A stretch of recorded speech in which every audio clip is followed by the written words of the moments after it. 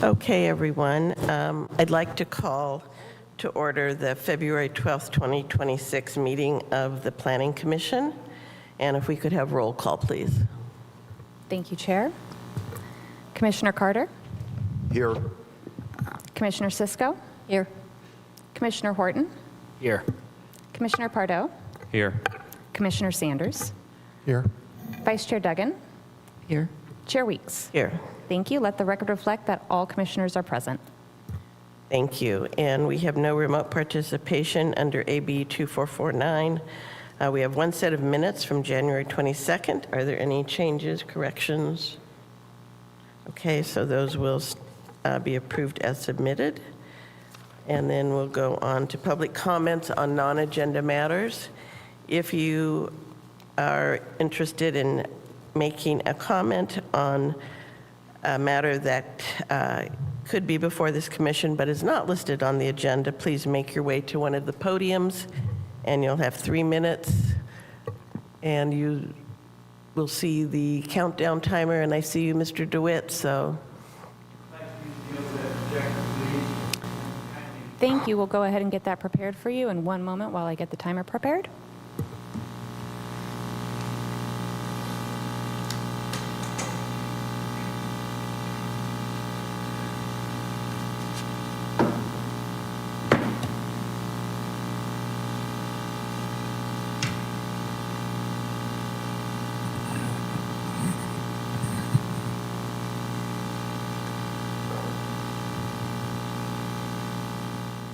Ready, set, go. Hello, my name is Dwayne DeWitt. I am from Roseland. I wanted to come and thank you for being the volunteers that you are, and I wanted to show you something I'm very proud of. It's the most expensive book I have ever bought in my life. It is the Santa Rosa General Plan. I gotta tell you, it's quite the read, and here's what's really interesting. It cost $282.26, more than any other college book I ever bought, the most expensive thing, but the most important thing, because it has a great map right in here, and it shows my neighborhood, Roseland, right there in the southwest area. I don't want you to confuse Roseland with the southwest. Roseland's right here, Stony Point Road, down to Hearn Avenue, over to the Highway 12, back up to Sebastopol Road. 1.2 square miles, with the highest density of population in the city of Santa Rosa.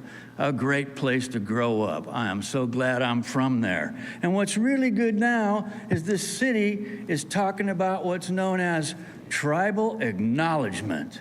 I grew up with a number of Pomo Indians in Roseland. Good people. I still remember a lot of them, and some of them are still around us in Roseland. And we've been working on a thing called Roseland Creek Park. We want to call it Pomo Park and Preserve. We believe we should honor the Pomo heritage of our community, and we've been talking to the people at what's now known as the Parks and Recreation Department. And I want you to know this isn't just a spur-of-the-moment thing. We've been talking to them for 30 years about having a park along the creek. So some land was purchased a full 15 years ago by the Sonoma County Agricultural Preservation and Open Space District, and it was right along here in this Roseland area where there's a little blue line you can barely see, but it's Roseland Creek right along Burbank Avenue. And so Ag and Open Space helped buy it in the first place for the preserve with a conservation easement, and then came in the city to work with Exchange Bank and get more property. And then recently, a few years back, they bought the last piece of land. One of the first things they did was tear down the inhabited, structurally sound houses that were there. And we had wanted to have a clubhouse like Doyle Park Clubhouse or Franklin Park Clubhouse or Howarth Park. But no, they tore down the houses and left us with nothing but trying to deal with transient vagrants that come through and trash that area. I volunteer at the creek to try to help it. I hope you folks will watch our efforts and help us. We want Pomo Park. Thank you kindly for your time. Thank you, Mr. DeWitt. Is there anybody else who would like to speak under public comments on non-agenda items? Okay, so with that, I'll close the public comment and read our statement of purpose. We are charged with carrying out the California planning and zoning laws in the city of Santa Rosa. Duties include implementation of plans, ordinances, and policies relating to the land use matters, assisting in writing and implementing the general plan and area plans, holding public hearings, and acting on proposed changes to the zoning code, zoning map, general plan, tentative subdivision maps, and undertaking special planning studies as needed. And so with that, we'll move on to 5.2 commissioner reports. Are there any commissioner reports? Okay, and then we'll go to 5.3, which is the election of a vice chair, which we do every year. Is there a nomination for vice chair? Commissioner Horton. Thank you, Chair. I'd like to nominate our current vice chair for another stint in the role. I have just so appreciated your leadership, your nuanced approach to these issues, your very thoughtful engagement with all the members of the public who come out. And just on a personal note, as a newer commissioner, I've really appreciated the way you've taken the time to help me get integrated and keep this body running smoothly. So I'd like to renominate our current vice chair. Thank you. And before I ask for a second, I would like to ask Vice Chair if she would be willing to accept. I'd be honored. Okay, is there a second? Second. Okay, so that was moved by Commissioner Horton and seconded by Commissioner Sanders. And so we would open the public comment before we take the vote on this, I believe. So we will go ahead, and if you are interested in making a public comment on this item, please go to the podium. I see you, Mr. DeWitt. Thank you kindly. My name is Dwayne DeWitt. I'm from Roseland. I'm very glad to hear of your efforts. And in no way, shape, or form do I want to take away from your expertise, but I really think you ought to get some young folks. You got a young guy on there. You got some other folks there. And Ms. Dugan and Ms. Weeks, Ms. Cisco, who I met 25 years ago on our Southwest Santa Rosa Redevelopment Project Area Committee. You guys have been at it. It's good. But hey, spread the opportunity. You know, we actually had a task force in the past, 30 full years ago, I think, that said we needed to have more diversity in our choices for our boards and commissions. So I'd just like to see you get some young folks in there so they can get prepared to move on up. Okay, we're all at retirement age, Ms. Duggan, Ms. Weeks, and Ms. Cisco. I appreciate everything you've already done, all of us, but it's like, come on. Let's get some young folks in there and let them run the show, because it's their future that you're making decisions on. Thank you kindly. Thank you, Mr. DeWitt. Is there any other public comments on this? Okay, then I'll close the public comments, and we will bring it back for a vote. And as I said, it was moved by Commissioner Horton and seconded by Commissioner Sanders. Thank you, Chair. Commissioner Carter? Aye. Commissioner Cisco? Aye. Commissioner Horton? Aye. Commissioner Pardo? Aye. Commissioner Sanders? Aye. Vice Chair Duggan? Aye, and with respect to Mr. DeWitt's comments, we're asked to do this, and if they ask somebody else, that's all right with me. But, you know, talk to your electeds. Oh, yeah, I understand. Chair Thank Weeks. you. Oh, and yes, for me. Thank you. That vote passes with 7 ayes. Congratulations, Vice Chair Horton. Duggan. You said- Vice Chair Duggan. Okay, so with that, we'll move to department reports. Ms. Jones? No report. Okay, thank you. So then we're moving right along. We have no statements, or I don't believe we have any statements of abstentions or recusals tonight. Okay. We have no presentations, no consent items, no report items. So we're moving right along to our first scheduled item. It's a public hearing. 11.1 Del Valle Drive-Through Conditional Use Permit, 2000 Sebastopol Road, CUP 23-041. And I believe Ms. Biesla is going to be doing the presentation tonight.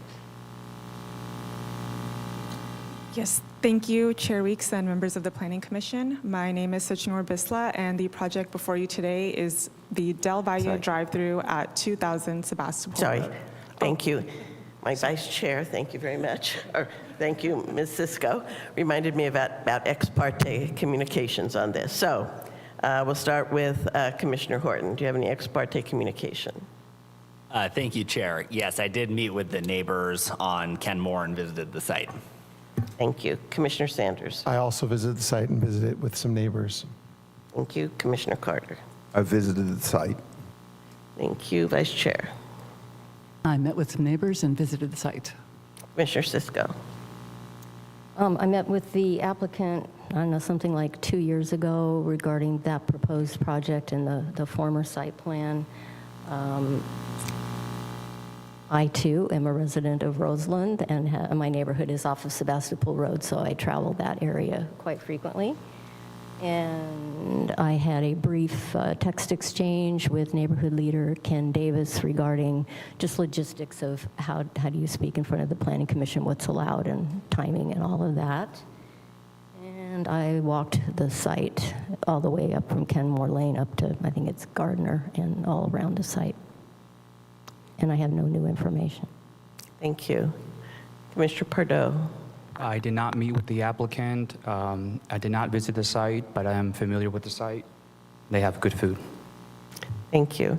And I also met with the neighbors, I think it was last Monday, and we walked the site, and I have no additional information to provide, to disclose. So now, Ms. Beasler, sorry about that. Thank you, no worries. The project before you today is the Del Valle drive-through at 2000 Sebastopol Road. The project includes a request for a conditional use permit for drive-through retail sales, and this would be an extension of the existing Del Valle Mexican restaurant on site. The new building would be approximately 850 square feet and would be subject to minor design review. The proposed hours are Monday through Sunday, 7 a.m. to 11 p.m. There would be 2 employees at any given time, and they will also be adding 15 new parking spaces for the existing restaurant. Here is a neighborhood context map so you can see where the site is. It's on the corner of Sebastopol Road and Stony Point Road. And here is a close-up aerial view of the project site. The existing Del Valle Mexican restaurant is that building to the right of the parcel. A brief project history. There was a pre-application meeting with staff on August 2nd, 2022, and a neighborhood meeting on January 9th, 2023. And the official application was submitted in July of 2023. The notice of application was distributed January 19, 2024, and following the notice of application, staff held an informal neighborhood meeting at the request of neighbors. And on January 30th, 2026, the notice of public hearing was distributed for today's hearing. The site's zoning is CG, or general commercial, and the general plan land use for this site is retail and business services. This is the original site plan that was submitted earlier, and also the site plan that was discussed during the informal neighborhood meeting that was held. So with this plan, customers would come down into Kenmore Lane and enter, and then exit out onto Kenmore Lane as well. And based on concerns from neighbors as well as issues raised by staff reviewing the project, the site plan was revised, and this is the site plan under consideration today, where an ingress to the drive-through aisle would only be taken from the driveway apron off of Sebastopol Road, and only egress from the drive-through would go on to Kenmore Lane. Here are some conceptual elevations for the building. The project still is subject to minor design review, so there are not official design plans yet, but these are just conceptual. The project consists of a queue management plan. So during peak hours, an employee will need to monitor the queue length, and once the queue reaches 10 vehicles, then the drive-through entrance would be closed off, and this would be done with a chain and a sign. And the employee will then signal to the incoming vehicles that it's closed off, and they will need to continue on either towards Sebastopol Road or towards the parking lot. And then the drive-through entrance would not reopen until the queue length has reduced to 7 vehicles. The zoning code has specific regulations and standards for drive-through retail uses, and this proposal is consistent with all of those. They provide enough minimum width of the drive-through aisle as well as the radius, and there will be signage at the entrance on both sides indicating the entrance of the drive-through. The entrance and the exit, although close to Sebastopol Road, they are not directly taken off of Sebastopol Road. And the queue management plan helps to ensure that the drive-through aisle is adequate for the queuing capacity. As conditioned and as proposed, there will be screening along the drive-through aisle on both sides to minimize glare and noise, both towards the residents but also towards Sebastopol Road. The proposed use is consistent with several goals and actions of the General Plan 2050 in terms of land use and economic development by allowing the business to expand and provide a greater range of commercial services for the vicinity. The project is categorically exempt from CEQA with a Class 3 exemption because it involves the construction of a small structure, as well as a Class 32 exemption because it is an infill project. The proposed project is also consistent with all of the required findings for a conditional use permit. There are conditions of approval on the draft resolution that were added to ensure that all of these findings could be made, and with those conditions, staff is able to support all of the required findings. The only outstanding unresolved issue on this project is the proposed hours. The proposed hours were 7 a.m. to 11 p.m. And on this slide and in the staff report, it is discussed that staff is proposing a condition to limit the hours to 9 p.m.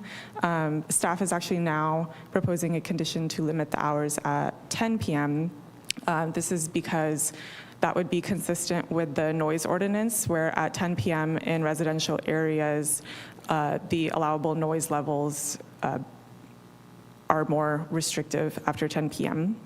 And this would be to create more compatibility as there are residential uses nearby. The applicant has not agreed to the proposed condition.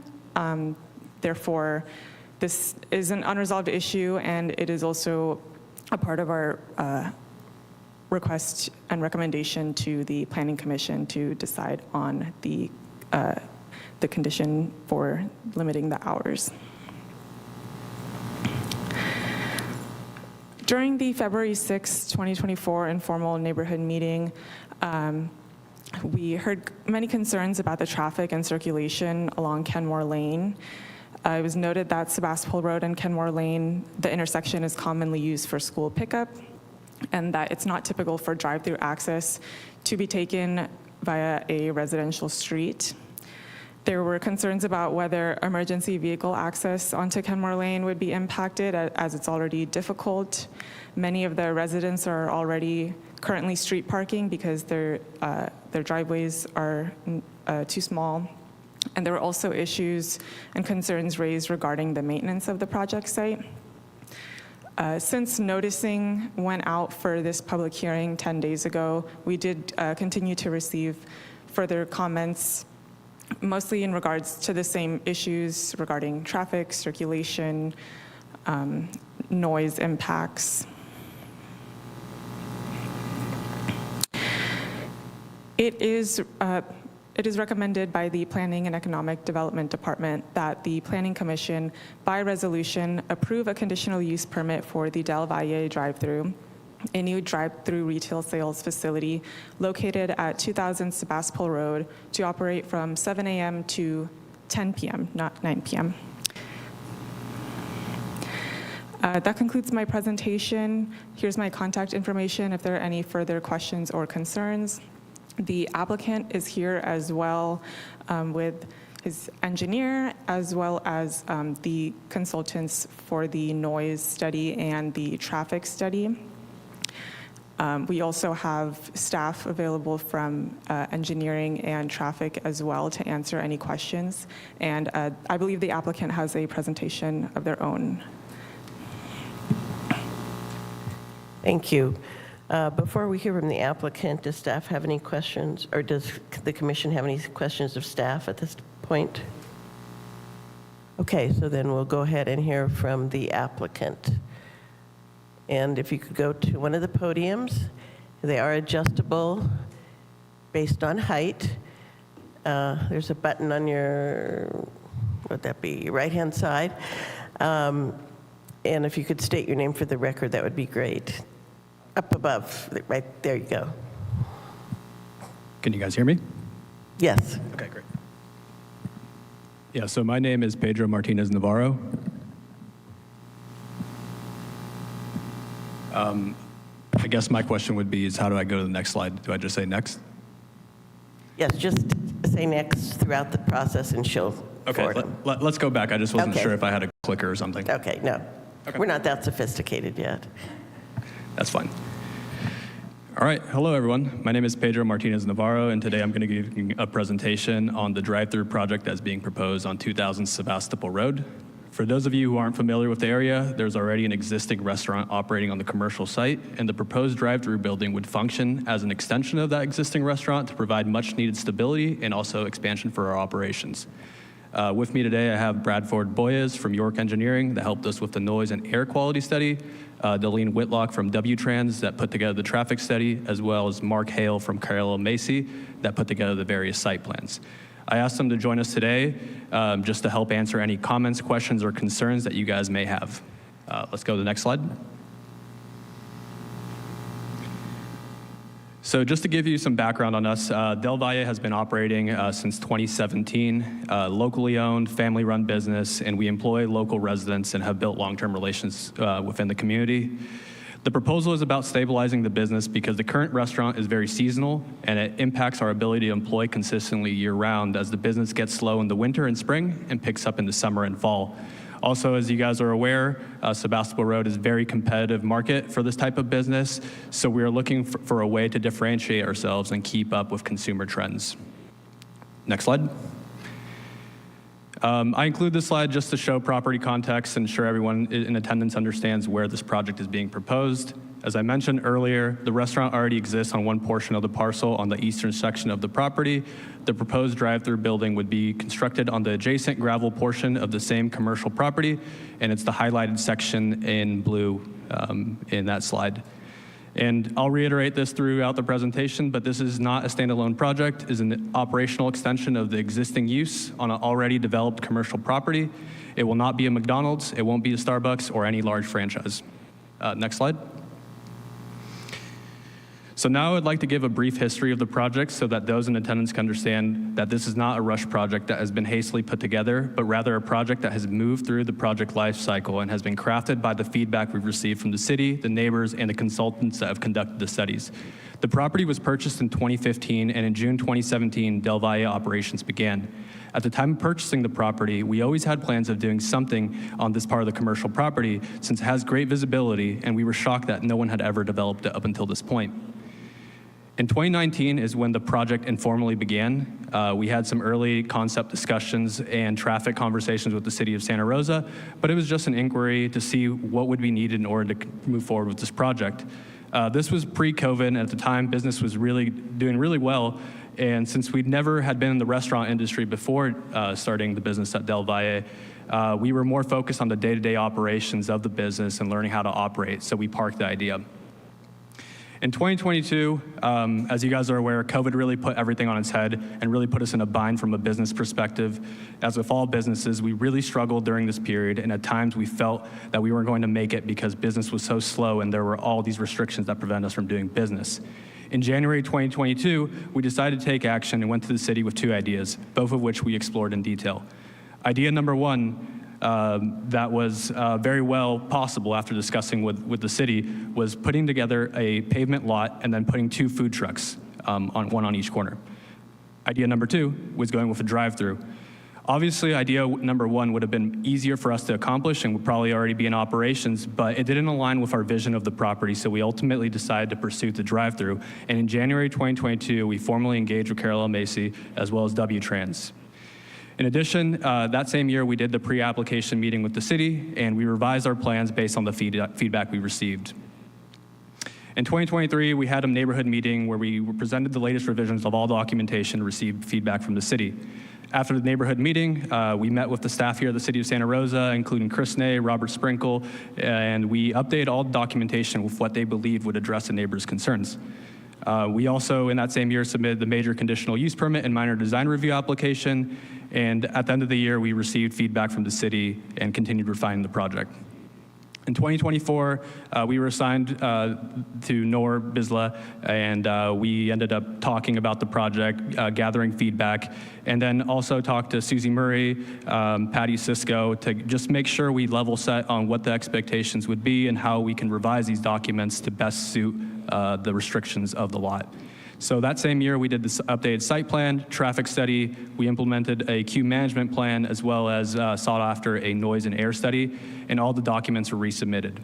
In 2025, we got a traffic clearance from Robert Sprinkle via email, and we also received conditions for approval and submitted the updated requested technical documents, as well as providing a conceptual plan. So as you guys can see, this project reflects multiple years of revisions and professional study and iterations. So what we're presenting today is years of refinement and consideration to best suit the property itself. Next slide. So before we discuss the site plan that we're proposing today, I think it's important for everyone in attendance to view the revisions we have gone through. As you will see, we almost have gone in full circle, but sometimes that's what's necessary to ensure that you select the optimal solution. These early concepts helped us gather some information from the city, as well as evaluate the site's geometry and constraints, and also just get feedback from just general public. Next slide. Ultimately, out of those 4 options, we went with study C, as that was the one that allowed the best circulation as well as the best use of the property. Next slide. So basically, this is the first formal site plan that showed circulation entering the queue from both Kenmore Lane as well as the easement that enters into Rite Aid. But if you go to the next slide, after the pre-application meeting, we got some feedback from the city, and basically it's what we're showing here in this slide, where all the traffic circulates and enters from Kenmore Lane. However, once we presented this plan to the neighborhood in the neighborhood meeting in 2023, the neighbors expressed deep concerns with routing the drive-through queue through Kenmore Lane, because in situations of queue overflow, it could potentially lead to neighbors being blocked from exiting their properties. And although the traffic study rejected that possibility, we decided to show flexibility on our end and revise all the plans and studies to appease the neighbors and show that we are willing to work with them, just as we have always been from the start. Next slide. The next slide shows the final proposed layout and what we are proposing today. The project includes a roughly 850 square foot drive-through building that gets built on the western portion of the lot, has roughly, it has a very large queue, which is 230 feet, and then the entrance is from the Rite Aid easement, and the exit would be on Kenmore Lane. In addition, there are 15 new paved parking spots, 1 existing ADA space, and 15 of the new parking spots would be perpendicular to the dead-end portion of Kenmore Lane, to which traffic study and the City of Santa Rosa confirmed is suitable. As you can see from the site plan, there have been many improvements being proposed, such as sidewalks, landscaping, et cetera, and it will greatly improve the site for pedestrians while also improving the curb appeal of the property. And also, finally get rid of the gravel lot once and for all. So let's go to the next slide. So these next 3 slides are just intended to show the project concept on a very high level to help visualize what we're proposing today. This slide shows the project from the northeast area of the property. You can see how the queue winds around the building. It also shows 2 operational windows, with the window on the left being the payment window, and then the one on the right being the delivery window. Next slide. This one shows the property from various angles and also shows the elevations of the building, 23 feet being the maximum height and 17 feet would be the standard height for the rest of the building. Next slide. And then this slide just shows it from various isometric views. So let's move forward. Next slide. Now that we provide context on the project, I would like to transition over to the findings of the study. The traffic study prepared by W-Trans concluded that the proposed drive-through will operate at traffic level of service D, which is the existing level of service in the area, meaning no change in traffic is expected. The studies incorporate both theoretical data as well as empirical data for rush hour service visits. The empirical data was taken very locally from a drive-through that's also on Sebastopol Road, and many of you guys in attendance are probably familiar with, El Farolito. It also found that there are no degradation of Sebastopol Road or Stony Point Road operations. The internal queue length is 230 feet, and based on average sedan length of 14 feet, it would accommodate 16 vehicles. However, in our plans, we are accommodating a larger 23-foot length vehicle referenced in the study, and accommodates approximately 10 vehicles that would be fully kept on the private property, which is 20-30 minutes worth of queue space. This is a very large queue. W-Trans also found that the perpendicular parking on Kenmore Lane is appropriate given low volume and speed, and the traffic department also concluded the same. The study also concluded no spillback on no spillback on Sebastopol Road or Kenmore Lane. Next slide, please. In addition to having large queue capacity, we are also proactive by implementing a queue management plan to mitigate any queue spillage concerns. At a high level, this is how the plan would work. We would actively be monitoring with cameras and staff. At 8 vehicles, staff would be deployed outside to manage traffic. At 10 vehicles, the drive-through queue would be closed with a chain and cars would be redirected. It would only reopen once the queue reduces back down to 7. We are uncertain if it will ever get to this point, but as I've said multiple times, if it does get to it, we'd be happy to have someone do this for us. Next slide, please. Now pivoting to noise. The York Engineering Noise Study concluded that the project's noise impact is less than significant due to the fact that Sebastopol Road already produces background traffic noise, and the queue is in close proximity to Sebastopol Road. There's also additional mitigation efforts that we plan to include in the project, which includes speaker and activity oriented away from the residencies, hedging and fencing for screening, and then also limited hours of operation, which we are planning on 7 a.m. to 11 p.m. But we are also willing to show flexibility. If 10 p.m. is the maximum allowed time, then that's something that we would be willing to abide by. So next slide. I wanted to just show these tables that I pulled out of the noise study, but it shows the ambient background noise on the west, south, and south B. Right there on the bottom of it outlines where these are kind of located. But as you can see, the ambient background noise is 60 decibels. And with the background noise plus the impact of the drive-through, it only goes up to 61, 62, and 60 respectively.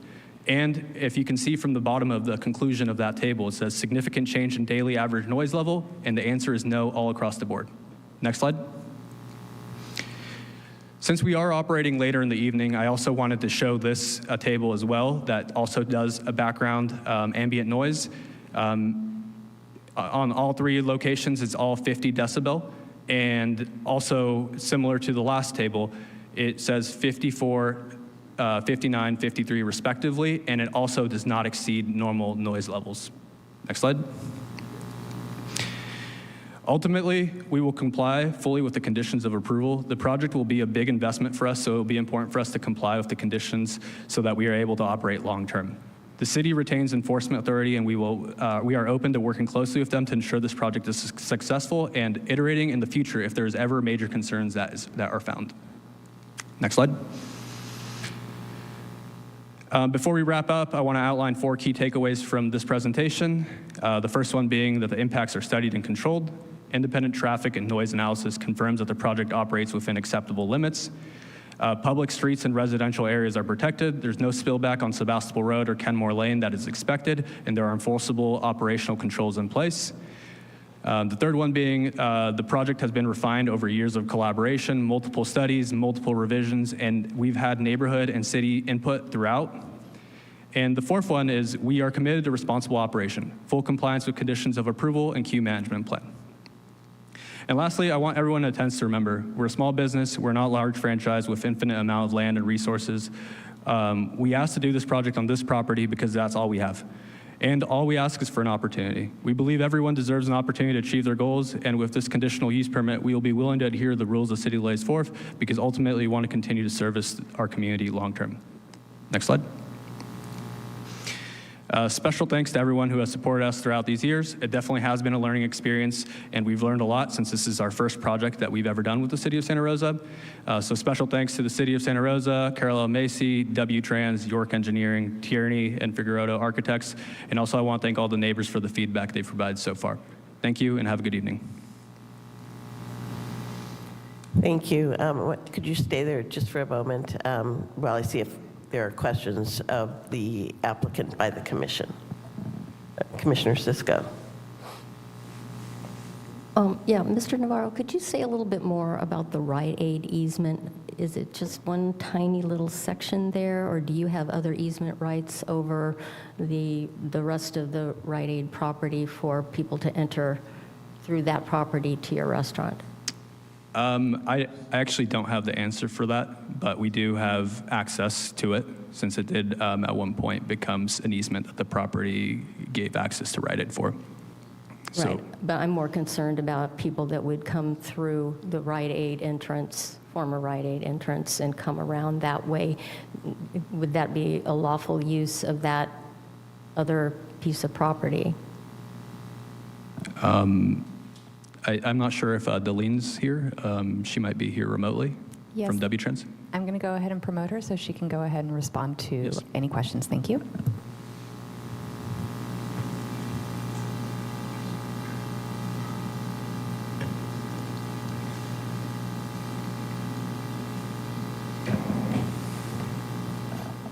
Daylene, you can go ahead and unmute your mic and introduce yourself and respond to the questions. Thank you.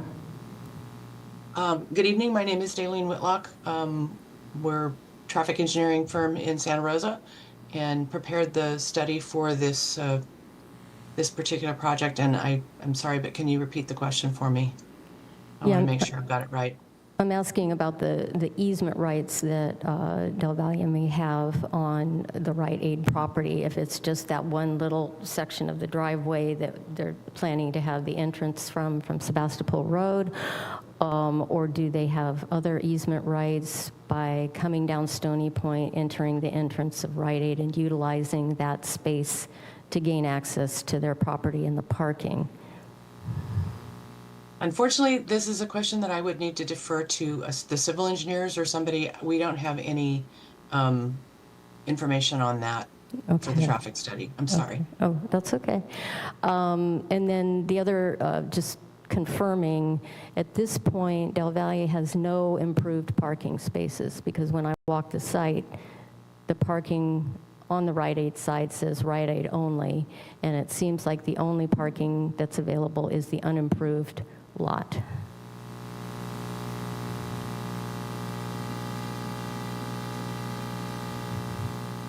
Is that a question for?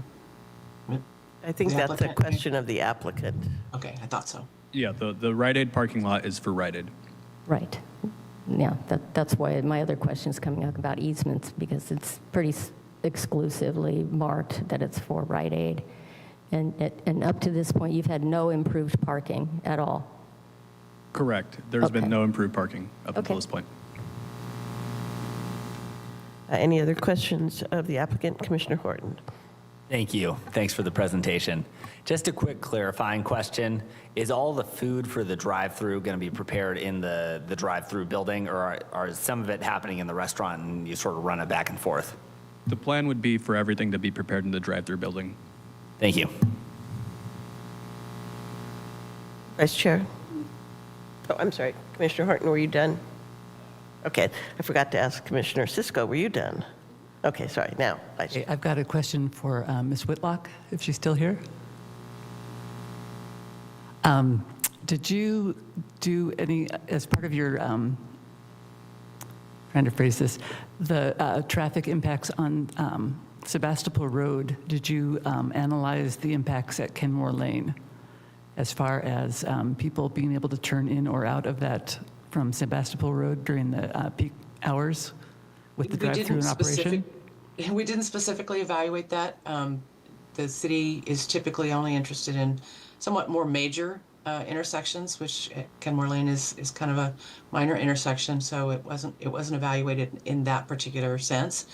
However, my daughter lives in this neighborhood, so I've spent a lot of time there. I've been in and out of the area during peak periods, and I have to turn left to come out of her home onto Sebastopol Road. So I have made left turns across the traffic on Sebastopol roads dozens and dozens and dozens of times. So I kind of based part of my analysis on my personal experience out in that area. So obviously, the further you get from the intersection at Stony Point Road, the easier it becomes because the congestion is right there where you have those two major routes connect. And there's a lot of conflicting movements, and so there's a lot of delay and congestion. This Kenmore Lane is close enough to Stony Point Road that it is, obviously affected by how that intersection operates. But from what I've seen, and I routinely am turning left to go from eastbound Sebastopol Road to northbound Stony Point to get back on the freeway, I have never seen the traffic backed up so far that there's not room for a vehicle to stop in the left turn pocket to turn on to Kenmore Lane. I have seen the traffic back up basically all the way to Kenmore Lane, but not beyond it. So, in my experience, like I said, I routinely go over there right after work, so it's during the 5 to 6 o'clock hour. I've seen that Kenmore operates acceptably for a minor approach to a major arterial. Right, but without the addition of drive-through traffic, correct? The drive-through traffic is very modest. We're talking 30 to 35 vehicles in an hour, so one every 2 minutes. It's not a huge amount of additional traffic, and I suspect that hopefully most of those people are going to want to turn right onto Sebastopol because that's a lot easier than turning left. But the other hope is that it will be a lot of the locals that will stop there and pick up something on their way home in the neighborhood, so they would have been there anyway. Okay. And part 2 of my question is, did you do any kind of study on people exiting the drive-through and turning left onto the dogleg of Kenmore Lane to take a parking spot to eat their food in the car, and how that could be impacted by cars unparking and coming the opposite direction? No, I can't say that I did. The parking is similar to what you have on 4th Street, for instance, which would have much higher volumes than we would have on this short segment of Kenmore Lane. But it is very low volume and very low speed. So people moving into and out of parking spaces, perpendicular parking spaces, it's pretty easy in a situation like that compared to, obviously you wouldn't want to back it out into Sebastopol Road, higher speed, higher volume, but with only a handful of housing units along that road, the volume is quite low. I mean, it would probably be considered a very low volume road for which the design standards are lower and the expectations are much lower than for a roadway with higher volumes and higher speeds. Okay, thank you. Commissioner Sanders. Thank you, Mr. Navarro, for the presentation. Can you explain to me how many employees are going to be on site at any given time? Yeah, so similar to the actual business itself, we actually started off with 2 employees, 1 cook, 1 waiter. And I think in that similar fashion, we'd probably operate like that at the beginning, with 1 person taking orders and delivering orders and the other person being the chef. As operations increase, then we can talk about increasing a staff. But at this point, we would say that's what we're going to start off with. Great. And then of the 2 employees, which one of them is going to go out and put the chain up when the traffic gets long? Well, if that was actually to happen, then we would probably have to have someone else. But I think it's optimistic to be in that situation. And if we ever get to that point, we'd be more than happy to have someone dedicated to fulfilling that role. Well, man, I've had your food, so there's going to be a line around the block as far as I'm concerned because it's really good, right? So Hopefully. Okay, right? so if that's the case, then with 2 employees, if we're going to plan for the future, right? That's what this whole thing is all about. Where do they go once you've taken, I guess, one of the employees, the cook, out? He's going to put that down, put the chain up, and then he's going to tell people to go where? So they would be redirecting traffic. So for example, if they put the chain and we're saying that Rite Aid is not an easement that we can allow traffic to go through, then I think in that specific case, we would point them to go forward down Sebastopol Road. So that would be the solution there. So, I'm sorry, say that one more time? I'm Yes. sorry. So in a situation where we're saying that the Rite Aid easement is not accessible for, let's say, this type of traffic, what we would do is once things are chained, we would prompt the people that are trying to go into the drive-through to continue going eastbound on Sebastopol Road And not come to the restaurant? and not come to the restaurant. Wow. Okay. Yeah, I'm sorry. We got to turn people down. We can't let the key overflow, right? Correct. Just give me 1 second. I had another question that I wrote here. Well, I guess this is not really much of a question, but just sort of addressing the traffic that's on Kenmore. I've visited the site because I'm weird like this. I went in the morning and then I went in the evening, where the traffic is probably going to be the heaviest. And what I noticed is driving off of Kenmore and trying to take a left is really difficult. If you're going to go straight to go to Food Max, where I'm sure a lot of people will do the grocery shopping, that's almost impossible. And then if you're going to take the right turn, but then you want to go north on Stony Point, that's really difficult too. So I don't know if the traffic person is here to kind of break that down. But that would be a similar situation to the Rite Aid easement as well, right? The Rite Aid easement has that same scenario. And I would probably be asking the same question, I would imagine, Here. if it was Rite Aid. Yes. So, as you said, it is going to be difficult to go straight across, although I can't imagine somebody picking up food and having it hot and then wanting to go grocery shopping.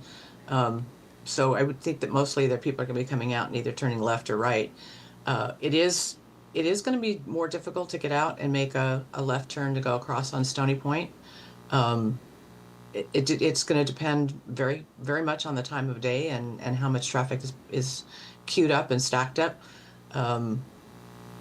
Like I said, it is a difficult location because there is just a lot of traffic out there. Right, and I guess what my question was more focused on was the residents, not necessarily the customers. The residents, so the drive-through basically, T-bones into the driveway of an existing home. And that person's going to have to deal with that, what'd you say, 30 some odd additional cars coming out of the driveway, out of the drive-through. I'm just trying to get in my head, what does that day-to-day living look like for the residents who actually live on that street? And as it stands now, it's kind of difficult making their way around to go grocery shopping. And now we're going to have additional cars coming out of the drive-through. Is that been looked at? Is that a concern? Am I overcomplicating it? No, when you add traffic to a minor street approach to a major arterial, it does increase the delay that's going to be experienced by everyone, not just the new drivers, but the existing residents as well. They're going to be delayed longer to turn either left, right, or go straight through from Kenwood across or onto Sebastopol Road. We did not evaluate that. Like I said, the city typically focuses on major intersections. It is not unusual for folks waiting to turn out, especially left turns, onto a major arterial. Delays of 1, 2, sometimes 3 minutes. It's not uncommon.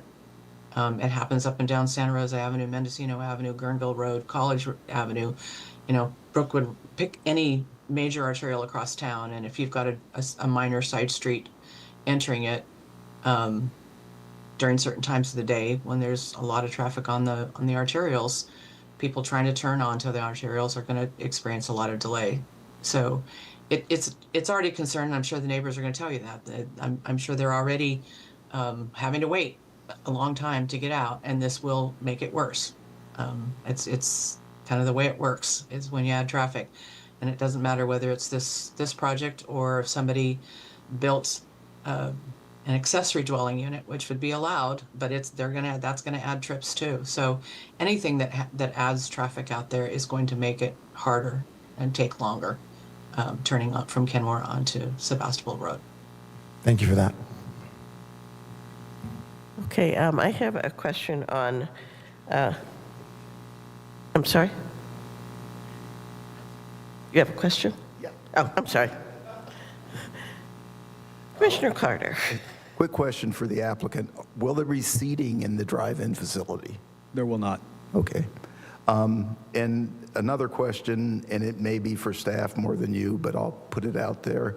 The queue management plan, is it just the conditions that we see in the exhibits and the resolutions, or is the applicant going to be required to submit a more fully fleshed out queue management plan and possibly even reports on how the management plan is being implemented? Do you want me to answer first? Well, if you have an opinion on it, sure. Yeah, we're flexible. If there is any feedback on it, then we're willing to revise. But this is just kind of a first stab at it, just kind of gauge to see if it's a viable way to manage the queue. But obviously, if there's a better idea of how to manage it, we're open to it. At the end of the day, I think what's most important for us is the operations day to day. So we're going to show flexibility on that front. Okay, thank you. Okay, so I have a question on your slide 13 that talked about spillback wouldn't be occurring, and my guess is that because of the queue management plan? Delina, are you able to answer that question? I'm trying to get my video to come back up, and it doesn't seem to want to, so I'll just, there it goes. So we actually looked at the service rate for another similar facility right on Sebastopol Road that had a drive-through, and how long it took for them to process each person that drove in. And based on that, we found that they could process 33 vehicles an hour, and we're projecting 34. So it's really close to being a wash in terms of how many vehicles are going to come onto site. Now, obviously, they're not all going to arrive at every 2-3 minutes so that they're evenly spaced, nor are they all going to arrive within a 5-minute time period. But we did kind of look at it and assume that there would be a relatively even distribution. And we did estimate that the queue would exceed the 10 spaces of stacking approximately. That would be depending on kind of space we use, but we did project that they would have an estimated queue that would exceed it, but again, it's so there are so many options in this neighborhood. Most folks, if I pull up to it, I've done this just recently. I pulled up to an In-N-Out. The queue was so long. I said, no, I don't want it that bad. I can eat somewhere else. And I think that similarly, if people pull up and they see a queue of 10 vehicles, they're just going to pass by. They're going to go on down the road and go to a different restaurant because there's too much. They don't want to wait that long. That's the whole point of a drive-through is convenience.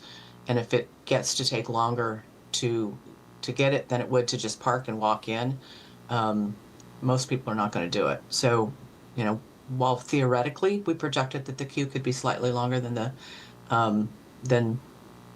than 10 vehicles. We really think it'll be more like 8 or 9, which is still almost a 20-minute wait, given the service rate. Thank you. Any other, okay, Vice Chair? I've got one question for the applicant. So as far as the menu, because the foods would be prepared separately from the food in the standalone restaurant, are you offering the same extensive menu in the drive-through? It'd probably be a reduction of things that are much faster to produce. So think about El Farolito that's down the road, something along those lines, where it's more catered to just like tacos, burritos, quesadillas, things that will move faster. Okay, thank you. Thank you. You start hearing other people and you get more questions. Sorry. When the drive-through was being proposed, how did you arrive at the number of 10 vehicles? It's assuming a 23-foot long vehicle. The queue space is 230 feet long. So if you assumed it was a sedan that's 14 feet long, you would have a much bigger queue space. But we went conservative and we said, all right, let's think about SUV sedans, which are 23 feet long. Okay, thank you. Yep. Okay, any other questions before I open the public hearing? Okay, thank you. So with Thank you. this, I would like to go ahead and open the public hearing on this item. If you are in the chambers and wish to make a comment, please make your way to the podium. You will have 3 minutes. You will see the timer, and please state your name for the record. And for those of you who are new to this, you have to get really close to the microphone so we can hear you. And as I said before, there are buttons on either side of the podium to adjust them. So with that, Give me one moment, Chair. The timer okay. went away. Sure. I think that should be good. Okay. Yeah, that's good. Okay, so we'll go ahead and proceed with the east podium, Chair. Okay. We have the timer prepared for you. You have up to 3 minutes. Please state your name for the record if you so choose. Good evening, Commissioners. My name is Adina Flores, and I'm the leading civil rights activist for Sonoma County. I'm here today. No soy latina, pero quiero hablar en español y inglés también porque me encanta la comida en Del Valle y quiero apoyar a la comunidad Latino. And the truth is that everything here is political. We claim that we advocate for the Latino community. Roseland was not legally incorporated into city limits for the city of Santa Rosa until a few years ago, and we're fortunate enough to have Councilman Eddie Alvarez, who's present today, because he loves his community that much.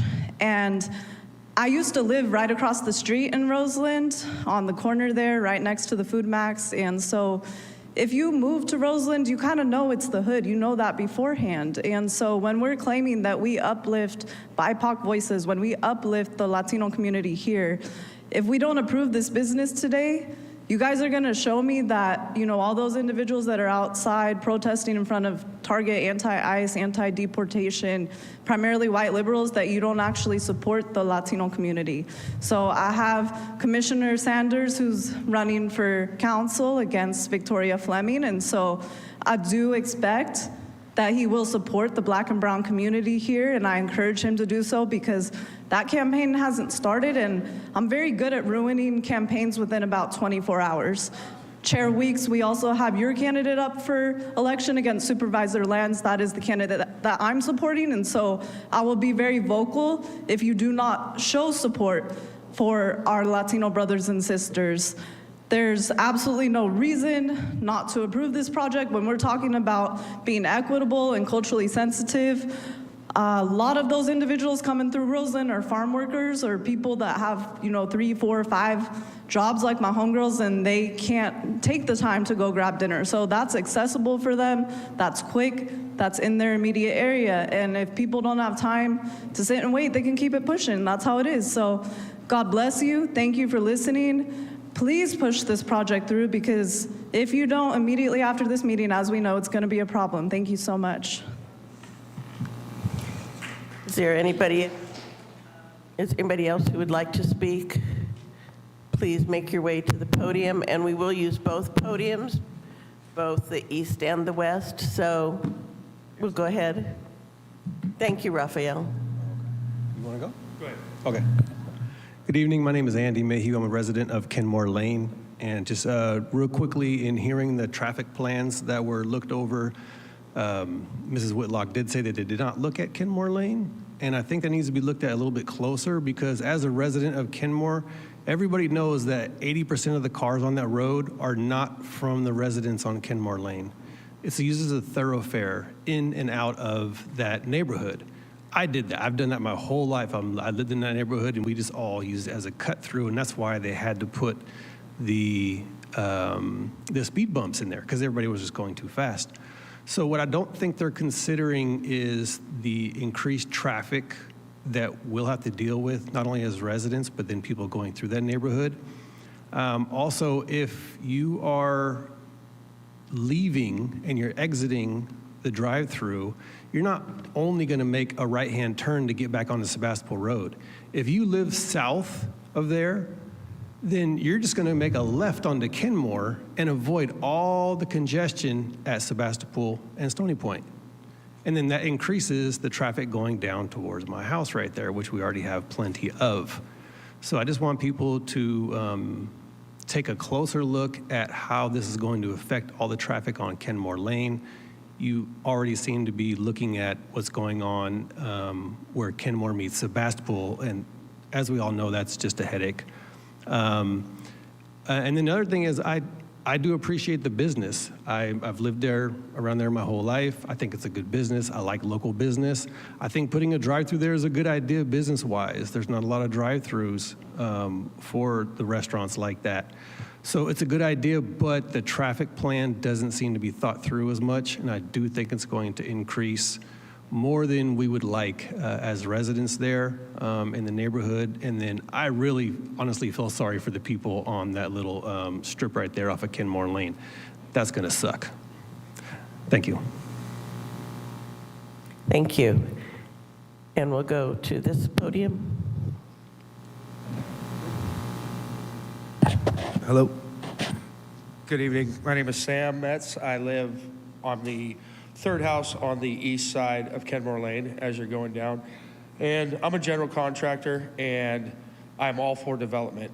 And I love the idea. I just don't think it's thought out. We love the restaurant.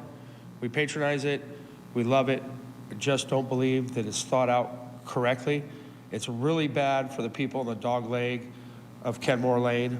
The parking spots, how it is designed now, according to the plan, already stick 4 feet over their property line into a public roadway.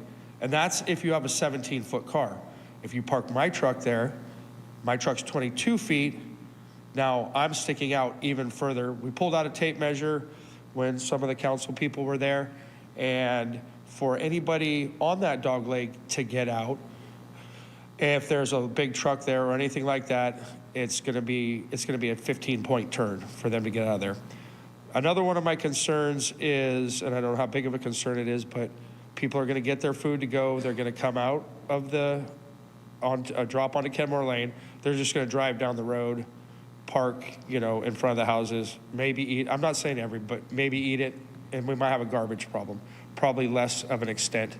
One thing that Del Valle might want to check into is if they have somebody from construction, if they have somebody out directing traffic that is not on their private property, whoever's directing that traffic is responsible for anything that happens. If one of their people is directing traffic in the thoroughfare for Rite Aid and somehow causes an accident by having somebody come through, they're responsible for it.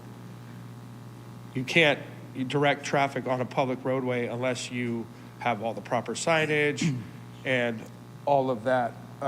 The other one is I'm just wondering where the employees are going to park. Obviously, the restaurant employees, a Food Max parking lot, I guess, if that's what they're going to do. And let's see what else. And then on their slideshow, the number 2, the key takeaway that public streets are protected. I don't see how that street itself is protected with all those cars coming in and out there. I would love for something to be done with it. I'd love for Del Valle to stay there, but I just think it needs to be looked at a little more. Thank you. Thank you. Okay, we'll go to the east podium. Yes, good afternoon. My name is Manuel Benjivar.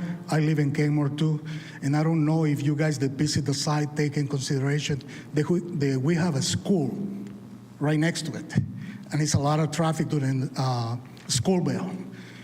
And this is going to create more. And on top of that, we don't have a signal or a keep clear sign in between that intersection from Kenmore to Sebastopol Road. So it's almost impossible to make a right turn during when the kids are getting to and from school. The other thing is, like on Kenmore Lane, is no sidewalk. And this is gonna create a very dangerous zone for the pedestrians to walk through. It's gonna be more cars, and it's not enough lighting. It's a very dark street. I don't know if you guys visit it at night, but it's very dark, and it's no sidewalk. And I don't know if the people from traffic took that on consideration when this project is being considered to be open. I like the food of that restaurant. I've been there. I love it. I'm Hispanic too, and I support them. But this drive-through, I think, is going to create more problems than being a good place for our community right there. Thank you. Thank you. Okay, we'll go to that podium right there. Can I have the light here? Yes, we'll prepare that. Thank you. And you can lower the podium a little bit if it's easier for you. That's fine. And you see, oh, there it is. Okay. I'm not sure how well it's going to view, but anyhow, my name is Howard Layton. I live 5 houses down from the northern part of Kenmore Lane, from where the stop sign is.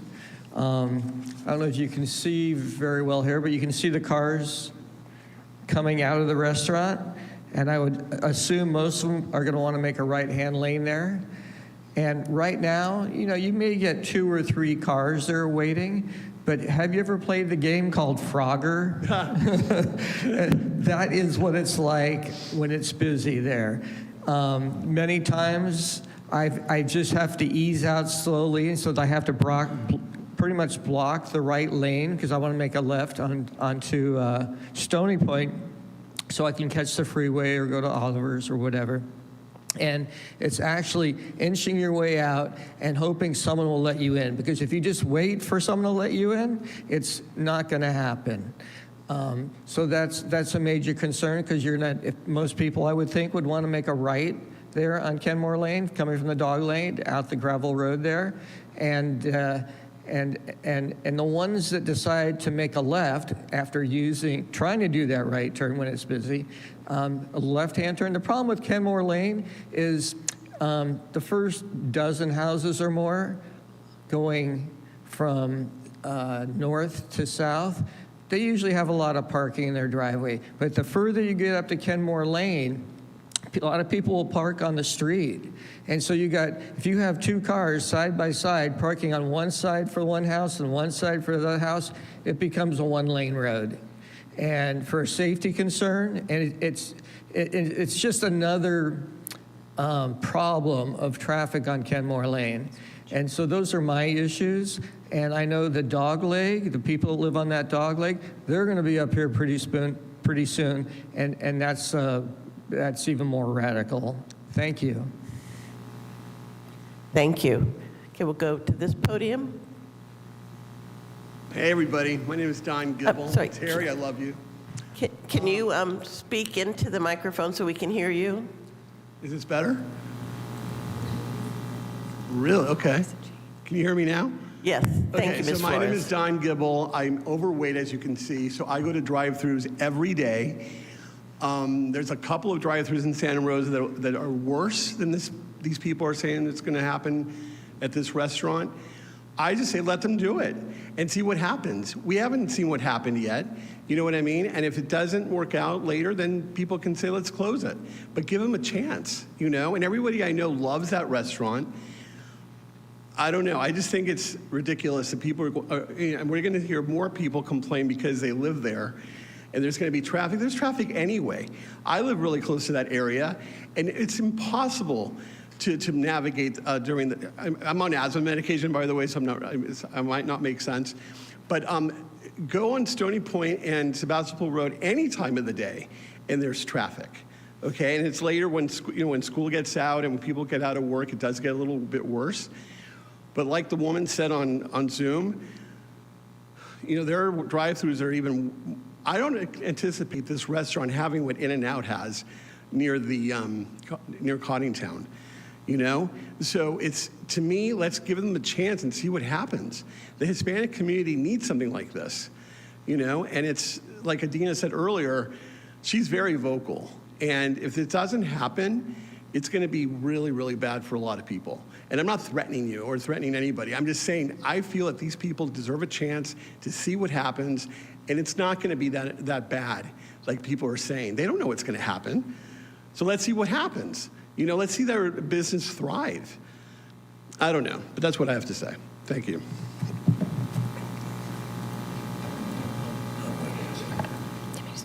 Thank you. So we'll go over to the west podium. Yes, can we get this light on Yep. here? Yes, one moment. Is this thing working? Yes, I'll activate the projector in just a moment. Yeah, I live on Kenmore Lane. I'm about 5 houses down on the other side of Howard. We're a residential area. We're not a commercial drive, and that's exactly what's going to happen here. They're going to dump traffic from a commercial zone onto our residential street. Now, I can already tell you by looking at this, they're going to be standing, they're not going to get home with warm food, first of all, because they're going to be forever getting out of the parking lot.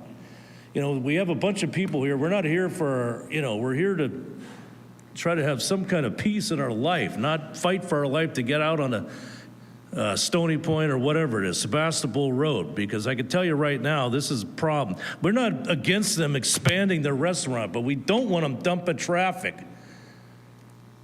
from a commercial zone onto a residential street, which is you guys are gonna bottleneck, because this is a mess. I mean, you won't even get out of the restaurant. We know that, that's why we're here. You're not gonna get out of the restaurant. You're not gonna be able to get out onto Sebastopol Road. I'm sorry, this is really aggravating. It's tough enough now, but this is just gonna, and we're not against them expanding. Just don't dump your traffic out onto Kenmore Lane. Simple. Come up with a better plan than this. Because, this is aggravating. Like I said, it's tough enough now. This is just going to make matters. Good luck getting a fire truck down there. Yeah, hopefully our neighborhood doesn't go up in flames, because we won't get out. That's all I got to say. Thank you. Thank you. Anybody else? If you would like to make a comment, please go to either one of the podiums.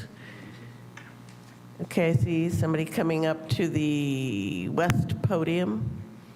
My name's Scott Robinson. I live on Kenmore Lane. I've been there this will be our 25th year. There's been a Mexican restaurant there the entire time.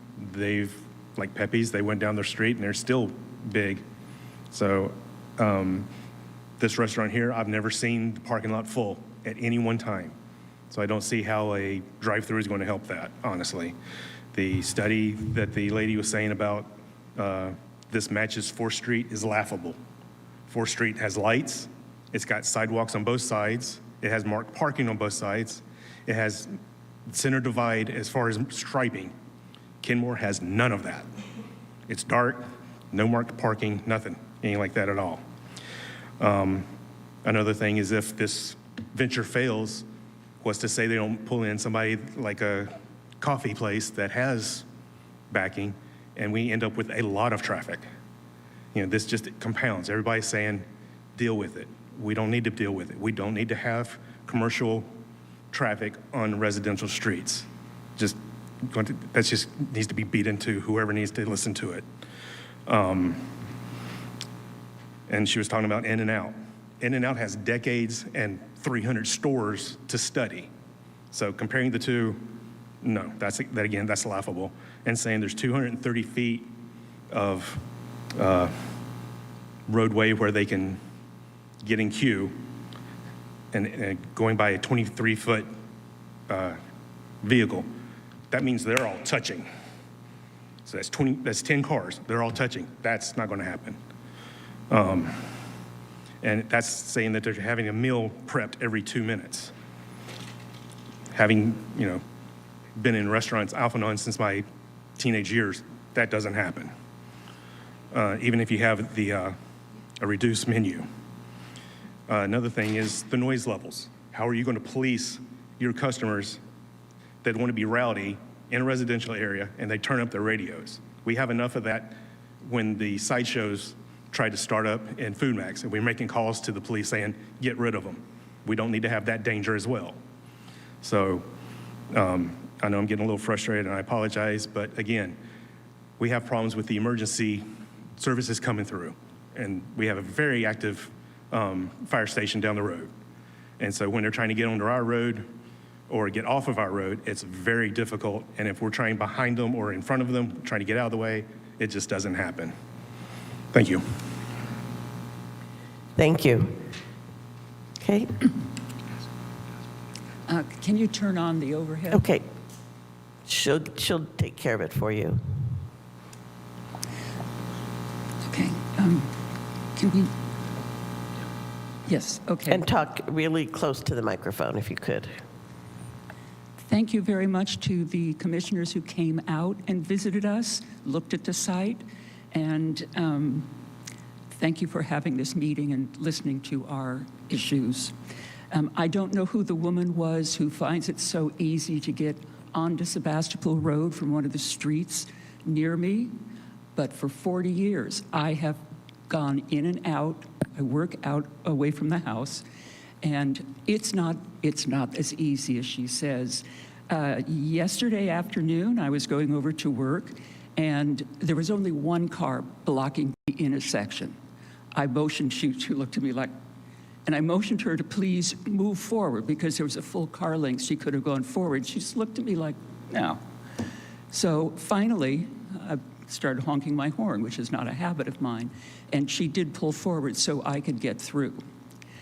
This evening, on the way here, it was 4 o'clock, 4:15, when I was going through that intersection, and it was blocked. It's impossible to get through. There were 3 cars ahead of me, and fortunately, all of them were turning right, so it didn't take a really extended period of time to get through. If somebody's turning left, it can take a long time. Some years ago, before traffic was really bad, I was trying to make a left turn onto Kenmore Lane, and the one lane, the centered lane was blocked. It just fully blocked a lot of the time. So I kind of tried to get through because I wanted to get home, and I started to inch out into the curb lane, and a speeder came through the curb lane, which wasn't blocked, hit my right fender, and he turned out he was uninsured. So I've also had the vehicle in front of my house on a weekend morning totaled, a van, by somebody driving north. He then proceeded to total the van that belonged to my neighbor to the north. And then he apparently couldn't drive his car anymore. One of our neighbors, one more house up, saw him, and he was heading south. It was a hit and run. He stupidly left his car with his license plate and his registration, so the police were able to contact him. And he also was uninsured. It was 8 a.m., and he was drunk. There's a lot of cut-through traffic. Thank you. Thank you very much. Any other comments? Okay, you might want to lower the podium a little. No, I'm good. Okay. My name is Colleen O'Neill. I've lived on Kenmore Lane for 44 years. So when I moved there, there were no shopping centers there at all. And it has gotten continuously bad, the traffic on Kenmore Lane. There's a lot of traffic already that is not Kenmore Lane residents, which people have already told you that. But when people come out of that drive-through, I mean, we're talking about there already being a queue of cars there, but so they're not going to get back in that queue because the only way they can get in that queue is in the right-hand lane, and then they're going to go. They can only go straight down Sebastopol Road. So they're going to turn left onto Kenmore Lane. And if they're wanting to go out to Stony Points, then they're going to go, they have to go left on Gardner at the south end of Kenmore Lane. And making a left turn on the Stony Point from Gardner is as difficult during rush hours as it is to turn left onto Sebastopol Road from Kenmore Lane. So the traffic is going to get backed up on Gardner as well. So it's kind of hard to imagine where all the, these cars are going to go. They might, take a right on Gardner and go down to Lombardy, but it's, and sometimes, in fact, we do that because we know the traffic is backed up at the end of Kenmore Lane at Sebastopol Road. So sometimes we, in fact, go all the way around so that we can get out onto Sebastopol Road. The other thing that struck me about the plan is, just looking at who is going to go, pull into this drive-through. So you either have to be coming, from the west end of Sebastopol Road. So I'm not sure who all that's going to be. There are a lot of businesses and the Vets Building and Kaiser and a bunch of stuff down there. But in terms of people on the, north end of town, then the east end of town, they're either going to have to go down Sebastopol Road and do a U-turn, or make a left turn into that drive-through, which means they have to cross 3 lanes of traffic headed eastbound. So it's really hard to imagine what's going to happen. Maybe they're going to come down Stony Point to Gardner, take a right on Gardner, and then a right on Kenmore Lane, and then a right onto Sebastopol Road. It's an impossible situation. Thank you for your time. Thank you. Any other comments?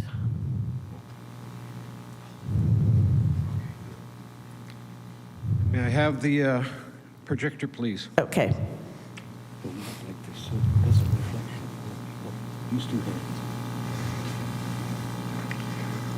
Now bring it down. There you go. Pull it tight. There you go. Good evening. My name's Ken Davis. I am a 40-year resident of this Kenmore Lane, and I need to object to the statement that our neighborhood objecting to a crazy drive-through is somehow racist and that it needs to be allowed. We love our neighbors. Half our street is Latino. I went down there yesterday, the whole street, we've covered the whole street. Half our neighbor are Latino, and they object to this too. They have to be at work right now, so they're not here. The retired folks are. Could you guys raise your hands, possibly, if you've read my full report, Ken Davis? No, you can't raise your hands? Okay. Yeah, Mr. Davis, we don't do an interaction. Okay. But, well, I spell it all out. I surmise that the majority of us have read it because we do that. You're good. Thank you. I had to ask. We do wish the owners well, honestly.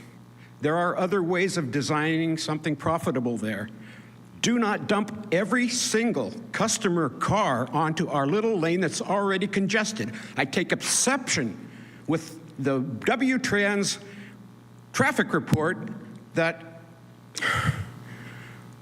didn't even say a peep of one word about Kenmore Lane and the terrible accidents that have happened there. the neighbor's corner fence there on Kenmore Lane has rocks there because people have gone through into their yard because making swings into the back driveway. My goodness. There's been a lot of accidents at Kenmore and Sebastopol Road, 20 or more at least, I was quoted, from the old timers. This plan, this design is unconscionable.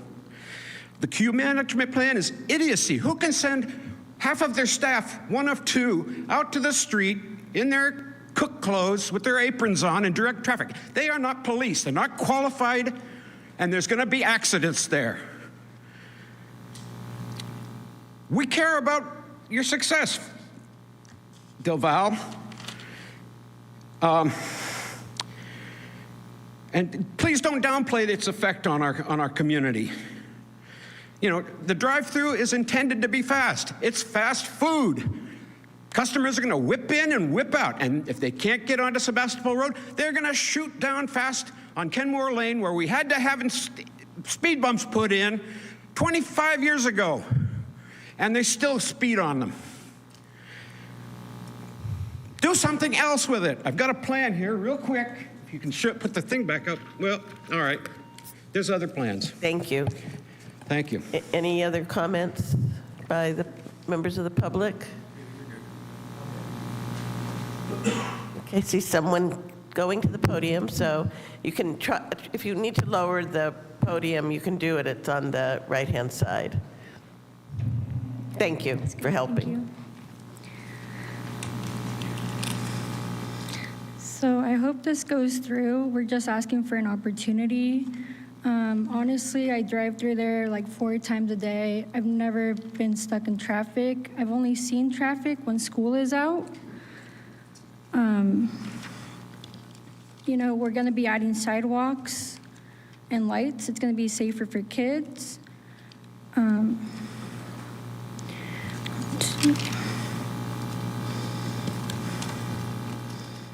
It's going to be like less contact with people. It's going to be fast. It's going to be convenient. There's going to be more job opportunities.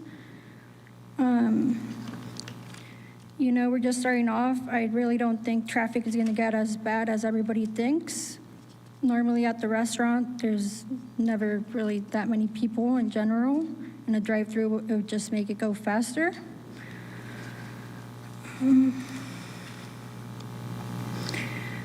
And yeah, all we're asking is for an opportunity, please. Thank you. Thank you. Any other comments by members of the public? Okay, seeing no one rise, I'll go ahead and close the public hearing on this and bring it back to the commission. I'm going to start off with a couple of questions that I heard from members of the public. You know, as we all heard, the majority of the questions had to do with traffic. But I do have a couple regarding the parking on the Kenmore Dogleg, for lack of a better term, and that it will stick out. Son, I'm not sure who in staff could address that.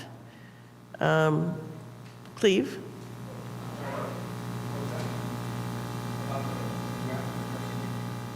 Yeah.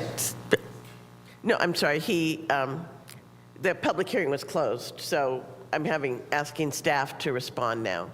Thank you.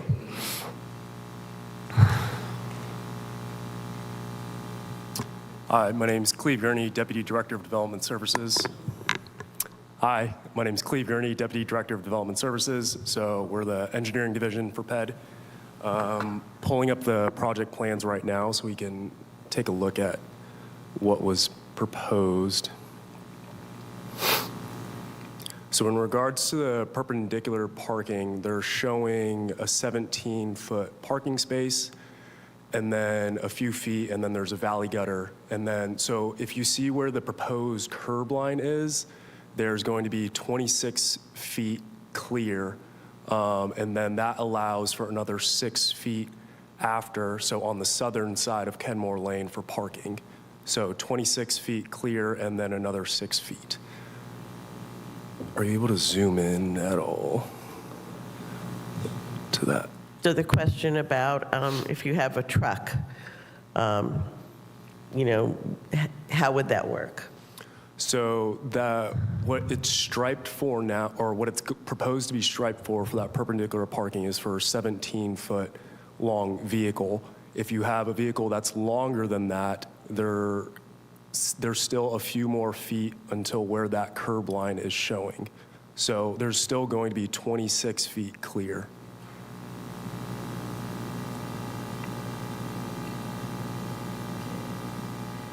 So while we have Mr. Gurney here, do anybody have questions of him before Commissioner Carter? Does the city have any information on the nature of the easement for the use of the Rite Aid parking lot? So what was shown on the plans and what's provided in the title report is showing an easement along the property, so accessing from Sebastopol Road. We would need to actually pull up the document from, I believe it's 1981, to see who the easement was in favor for if on the Rite Aid property. So we'd have to do a little more digging if someone could actually come off of Stony Point Road, go through Rite Aid, and then access the property. But we're assuming at this point it's only on the driveway. It doesn't extend to the east into the parking lot or That's anything what's like showing on the plans, correct? Thank you. Other questions? Vice Chair. Yeah, I just want to make sure I understood what you were saying about the parking, the perpendicular parking spaces. So they're striped for a 17-foot long vehicle, and would that allow for how much width do you allow for a parked car to curb? Say 8 feet or?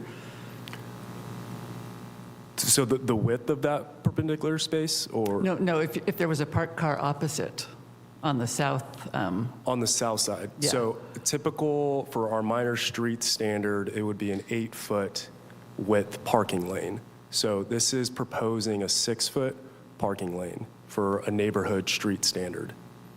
So with that, you have 24 feet. So it's But in showing reality, as are cars that narrow, or is that the 6-foot wide car? Is that a standard? 6-foot parking space would be very narrow. 8 foot is what our standard currently is. Right. So I'm just thinking if somebody came in with one of these huge vehicles and tried to back up and there was a car opposite, would that be a problem? There would still be 24 feet clear then. Right. But if the vehicle itself was approaching 20 feet and they were backing into this area where there was another car opposite parked perpendicular to the parking spot. So they have 24 feet to back up. That doesn't include where that parked car is. That is 24 feet of clear space. So two travel lanes in each direction. Right, but I'm saying if you've got a almost 20-foot long vehicle and you're backing into a 24-foot space, it's going to create a maneuverability issue to get out of that spot. It's adequate turning space. Okay. Yep.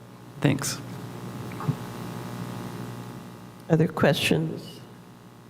As long as you're here, a question for me about fire truck access and also other like delivery trucks and mail and garbage truck with the parking that we were just talking about, and then the parking on the south side in front of the houses. How would that work? And is there enough space? So the development itself, a fire truck would access from Sebastopol Road or Kenmore. They wouldn't go down this dogleg for this development itself. For those properties to the south, if there was any sort of emergency, there's still that 24-foot clear that a fire truck can still access. That still gives them enough room in case, let's say someone's leaving the drive-through and they're stalled in one of those travel lanes, a fire truck can still make it through there because that's still 12 and 12. So space for one car to be stopped and space for a truck to make it through. In regards to a fire truck or a delivery vehicle leaving that east to west portion of Kenmore Lane, likely a fire truck's gonna back out. There's no turnaround there, and that's how they've been operating going down Kenmore Lane.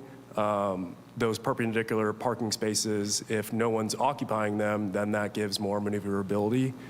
But typically with how Kenmore Lane's already operating, a vehicle would still just go down and then back up if it's larger, like an Amazon vehicle or fire truck.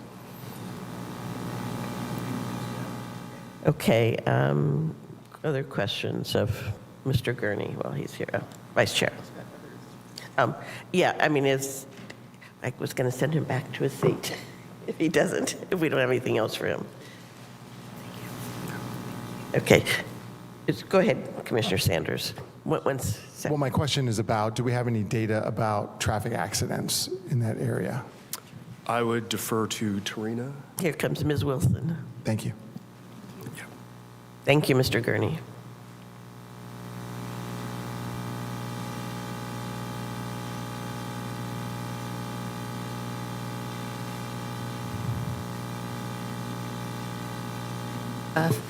Good evening. I'm Torina Wilson. I'm the city's transportation planner. I'm in the traffic engineering division. So I've been doing review of most iterations of this project. So I did pull collision data here. So we, at this point, all of our collision data is based on police reports. So one thing that is, I guess, slightly unfortunate is if any type of collision happens and police is not called, it is not reported. So these are police record collisions. So I have data from the last 13 years.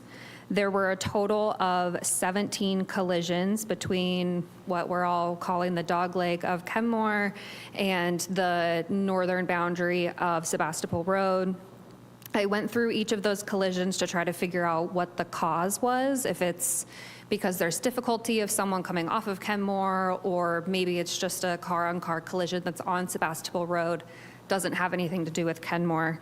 I found that 7 of the 17 involve either a movement from or onto Kenmore, which leads me to be able to make the conclusion that 7 of those 17 could be something that could happen in the future, just with any type of movement that is coming on and off the site. And then there's an additional 10, but those are things like I mentioned, so it's a car-on-car collision on Sebastopol Road. It's folks who broadside or rear end to one another, so it doesn't have to do with an in or out movement from Kenmore.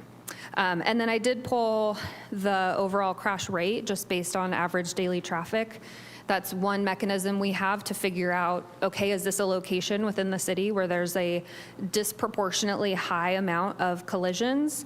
And I did find that the crash rate at the location of Kenmore and Sebastopol Road is below the statewide average. And so this leads us in traffic engineering to be able to believe that even though there are some collisions here, this is not a location in the city where there's a disproportionate amount of collisions that occur. Thank you.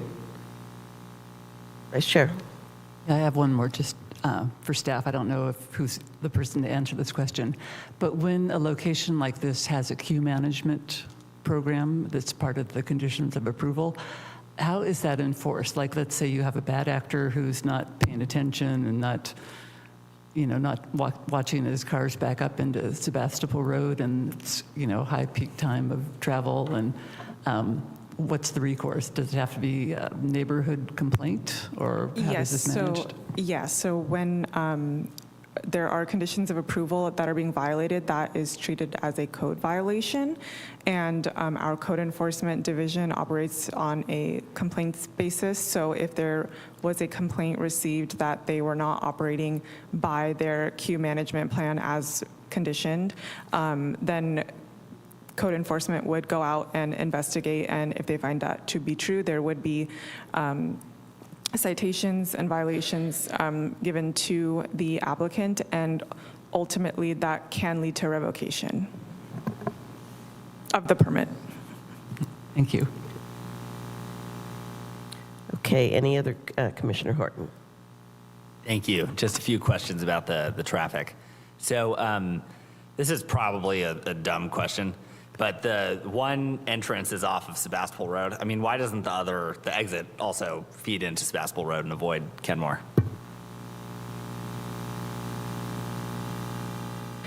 So that was an idea before this final site plan was submitted. That was an idea that was floated to staff by the applicant. And it wasn't that it would exit onto Sebastopol, but it would exit onto the north-south part of Kenmore Lane instead of the east-west part.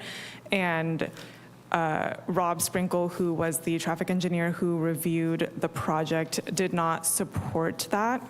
And his comment was that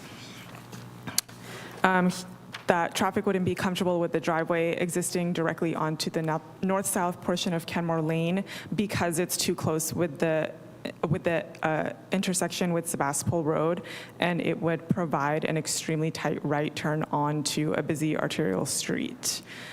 We typically try to keep driveways as far as possible from intersections, especially commercial driveways. So just to make sure I got it right, and I know this wasn't the option, if the exit were to go directly onto Sebastopol Road, the concern would be that it's right next to the Kenmore Road turn, and so you got these two turns within like 2 feet of each other. Yeah, so something that we look at in traffic engineering is conflict points and the number of conflict points. So think of your standard intersection, right? Any movement that is happening introduces a potential conflict point. That could be vehicle on vehicle, vehicle on pedestrian, what have you. So when we see development come in and they're proposing new driveways, that is of a major concern for us. We want to make sure if there is ingress or egress at any location, either new or increased, so an existing driveway where more people will be going in and out, we have to look at that very carefully because we do not want to create a situation where we have more conflict points. A second to that is, in any way possible, we will reduce the number of conflict points on our arterial roadways. Those are locations where they're wider roads, people are going a little bit faster. Neighborhood streets, typically what we see is people are going a little bit slower, movements are a little bit more calculated.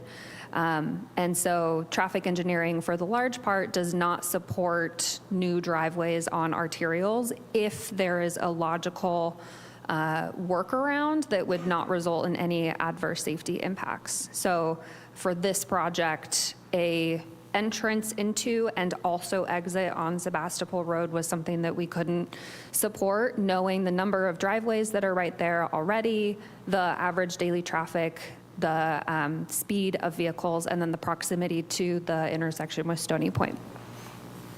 Thank you. And then my other question was, and let me know if I have this right. So it sounds like W-Trans did not look at the traffic impact on Kenmore, just Sebastopol Road. Does the city have any assessment of the traffic impact on Kenmore and what that's going to look like? Yeah, so this one's a kind of complicated to answer, but also not, just because I do this as a job 24/7, it feels like. So in our traffic reports, I think there's a misconception that we're looking at quality of life and how many people will be introduced to a roadway. And we are looking at how many people would be introduced to a roadway because of a new use or an expansion of a use. But our limitations, and this comes from state policy, federal law, tons of regulations, is safety. We are only allowed to look at development through the lens of safety and try to understand, okay, this new development that's going to go in, is it going to create an adverse safety impact? Which means that when we have a development like this, we do look at average daily traffic. So we do know internally what average daily traffic is on Kenmore Lane. Again, I'm able to pull collision data and all of that. We do that every time we have a development come in. So we did that for this one as well. However, within a traffic analysis, you only have to look at actual safety impacts. And so a consultant like W-Trans will get hired by an applicant. They will do a thorough analysis. In a situation like this, because most of the movements would be coming either off of or out into Sebastopol Road, that was where the traffic analysis was then have to be focused. So I hope that that answers that question of why it's a little bit more focused towards Sebastopol Road. Thank you. Yeah, I guess I'm sort of,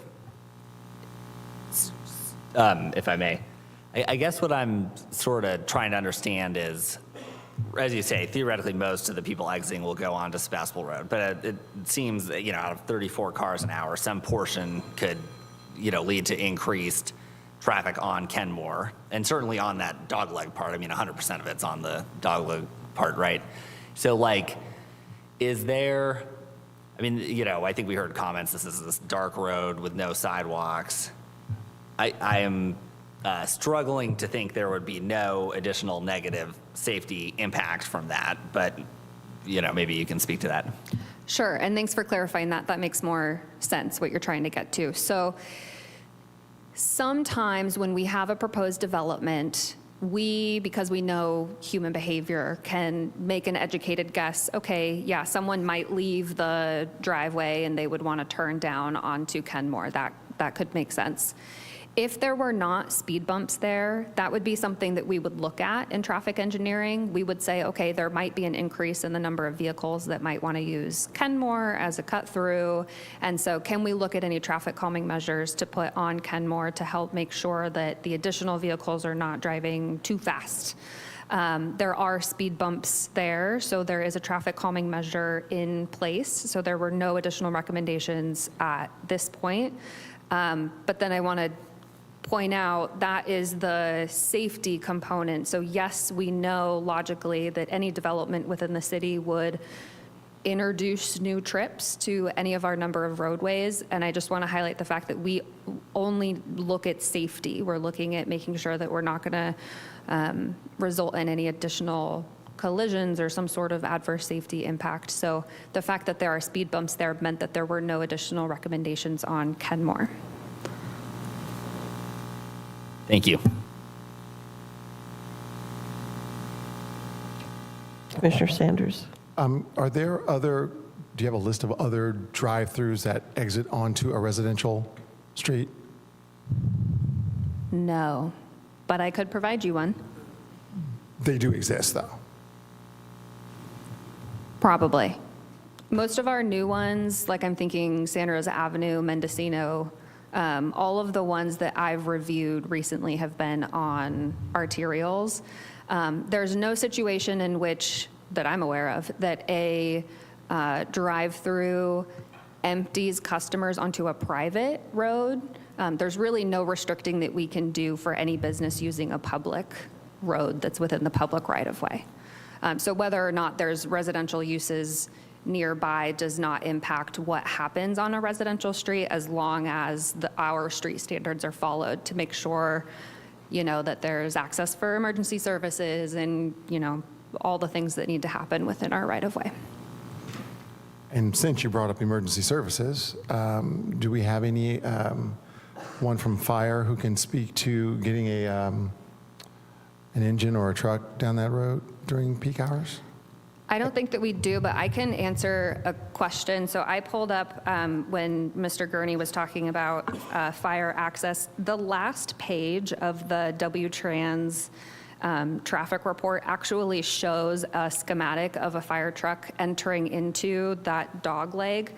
I don't know if Nora has a copy she can share. And then on top of so as she's bringing that up, the fire department does review all development plans that come in the same way the traffic engineering and development services does. That's not the right one, it's this one.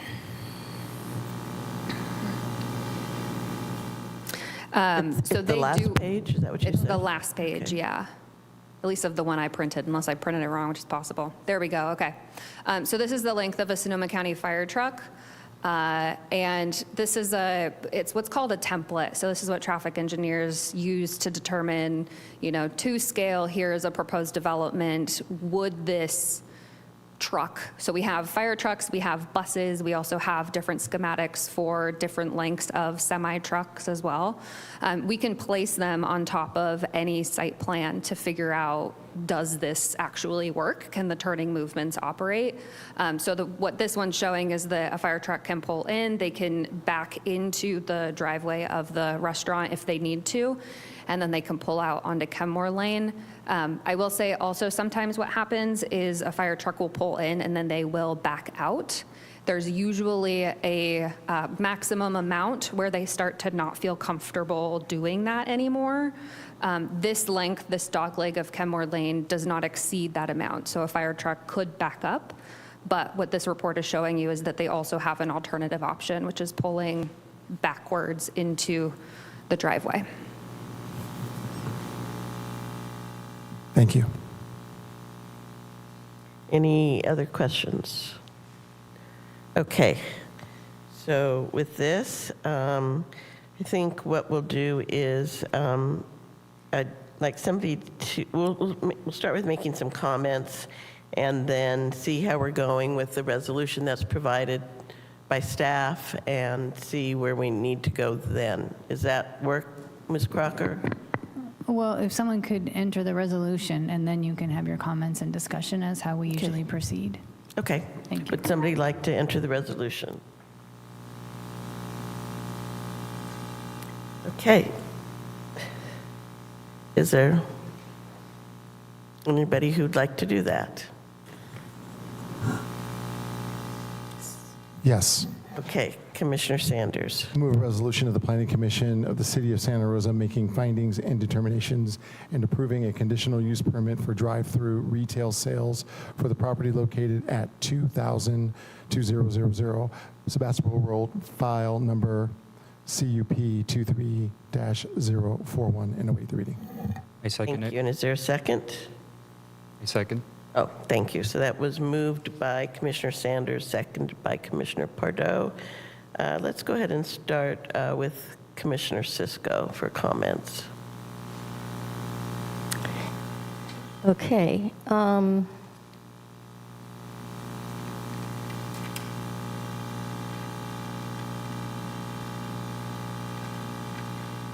First of all, I know there was a comment in some of the written material that we got about drive-throughs and us being against them and all of that. So I just want to first start with, I am not against drive-throughs. I've approved many. I've also not approved at least a few. I think this sounds like it's a wonderful business. That's not an issue. The business is not the issue. The issue is the site for me of how they choose to expand this. And I don't know that I can say it much better than the public already has, but I'm going to try. The Sebastopol Road ingress, it's impossible to enter with a left-hand turn if you're going west. That's, and you know, I wish the most success for any business that comes in front of us, but that's a limiting factor.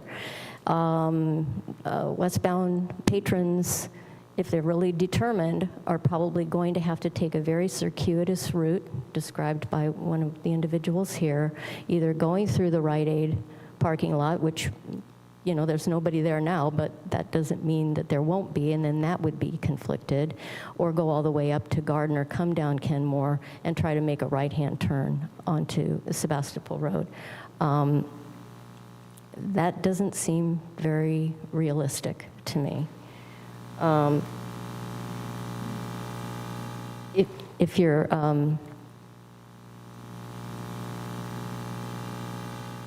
even if you're coming east, that intersection is very, very backed up.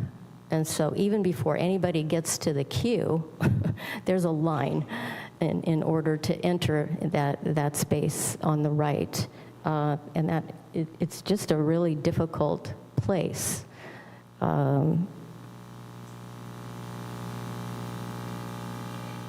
This particular site plan, it seriously impacts existing issues on Kenmore Lane. They're already having trouble getting out, making a left to go east, and this compounds that issue. The queuing plan, in my opinion, is very unrealistic and inadequate. You know, we want the businesses to succeed.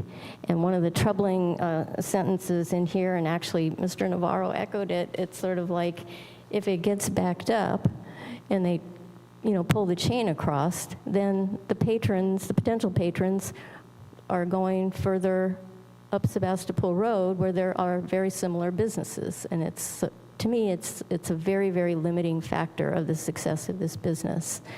And I think it not only complicates Kenmore Lane, but I think it complicates that intersection of Sebastopol Road and Stony Point Road.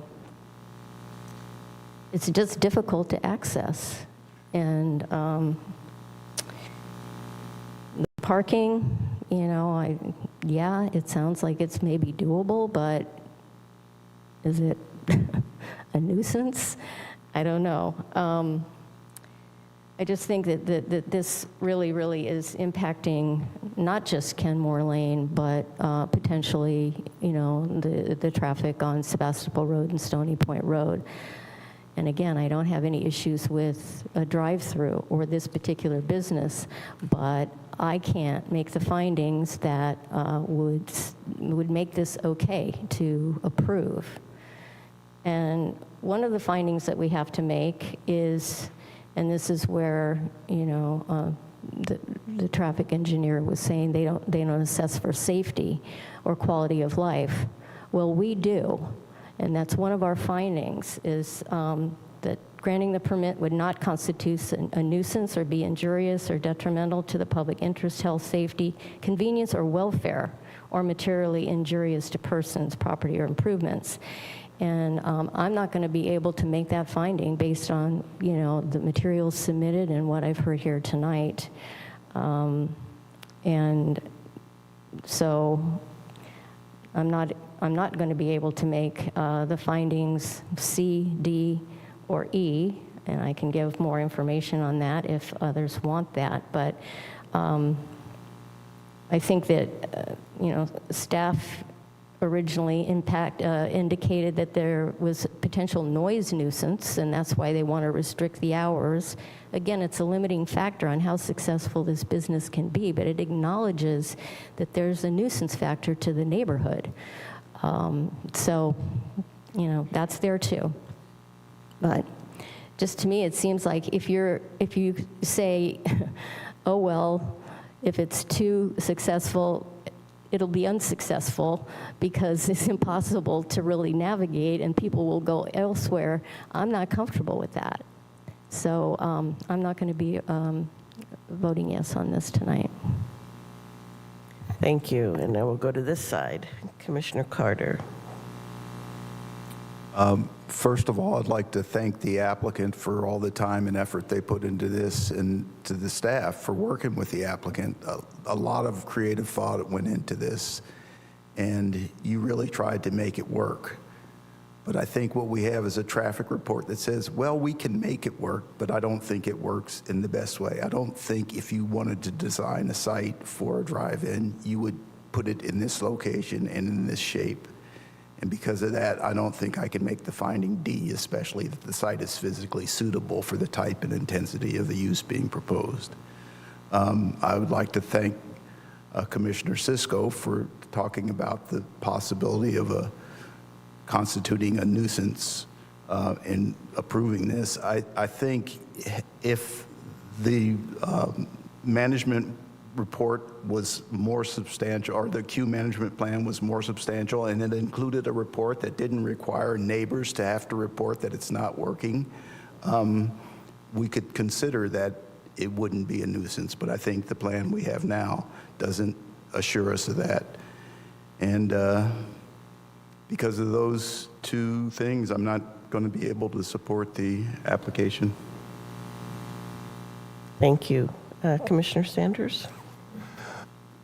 So, yes, there are a couple of things that are concerning about the queue management for me. But I think this is a perfect example of not letting the perfect become the enemy of the good. while this is not a perfect scenario, I've yet to sit at this dais and really assess any program or any project that is absolutely perfect. With that said, I feel I need to say this just so that everyone in here knows about Terry Sanders. I don't make decisions based on some future political potential. That is not what I do. I've never done it, not once. And I will not be bullied into taking a position that I have not considered a lot. So just understand that. My support of the project, though, before you start waving too much, my support of the project, though, again, we're talking about a local business, and part of our general plan says that we are wanting to support our local businesses.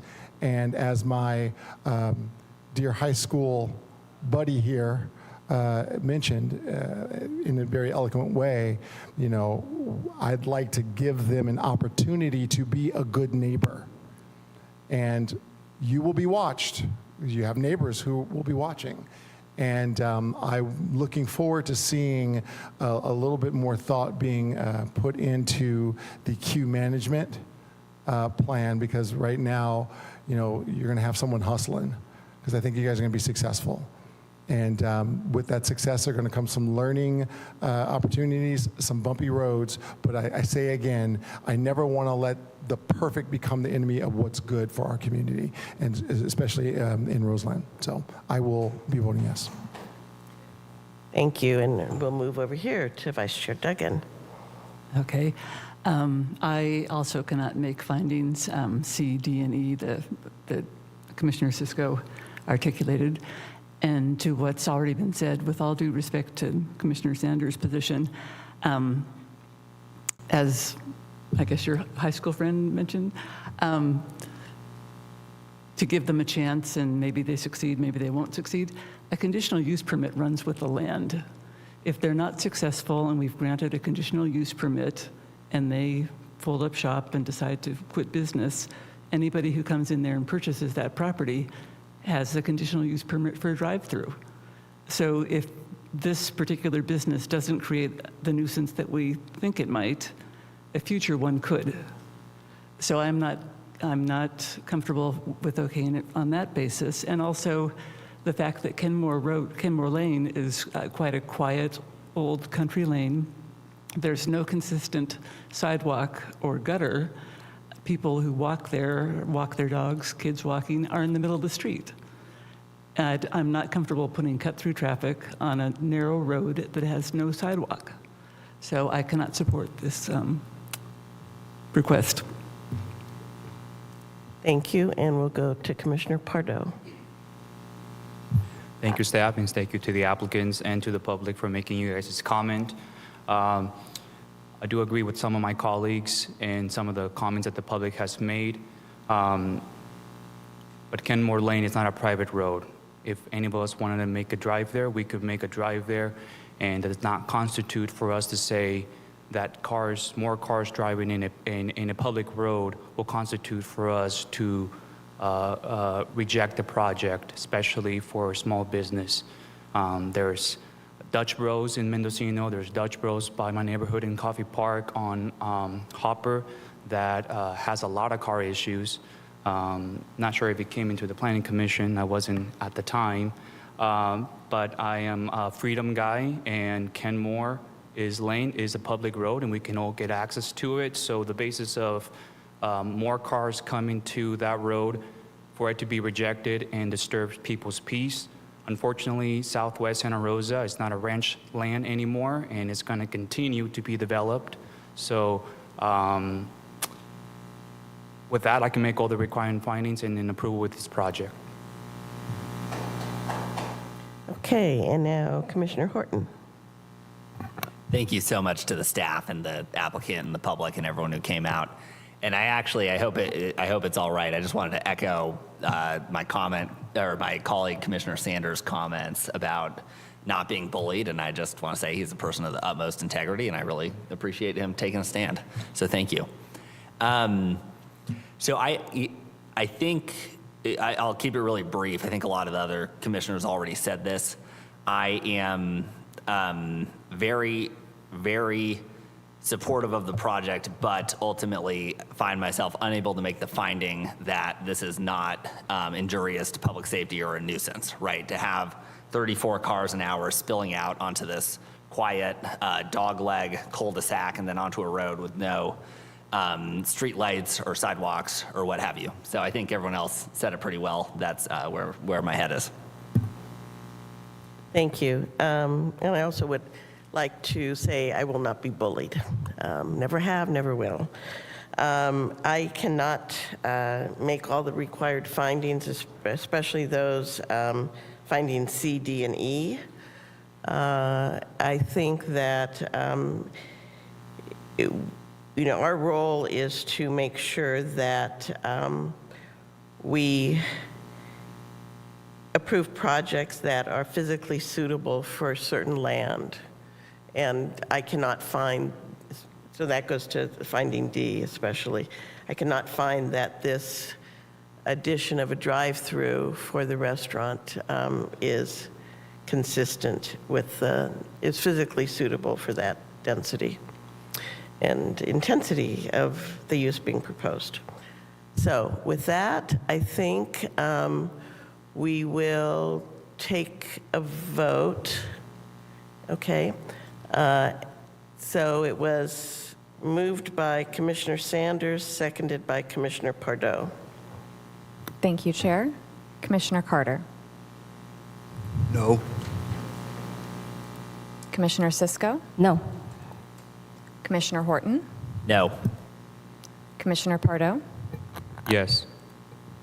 Commissioner Sanders. Yes. Vice Chair Duggan. No. Chair Weeks. No. So that fails with 2 in favor and 5 opposed.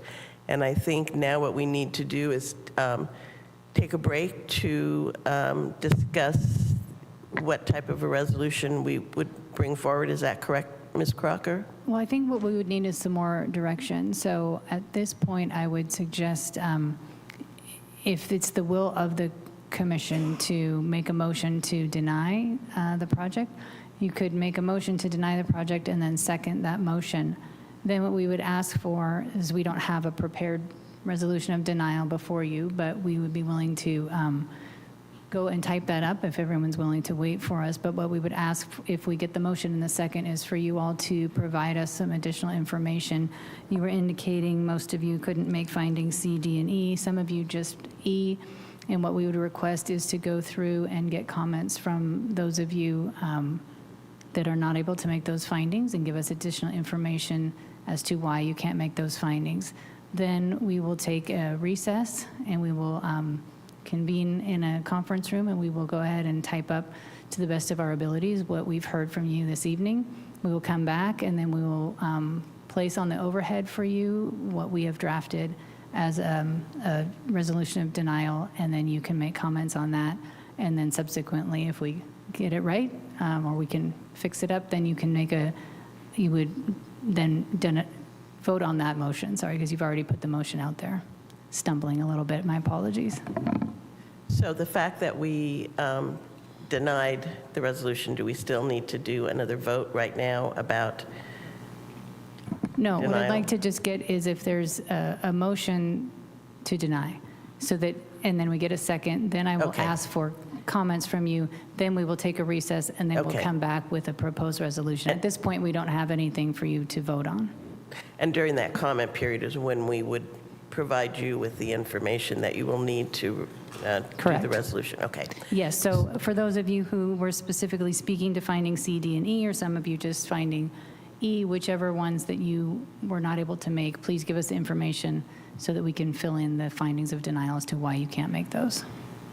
Okay, so is there a motion to deny the project? I move to deny the project. And a second? I'll second.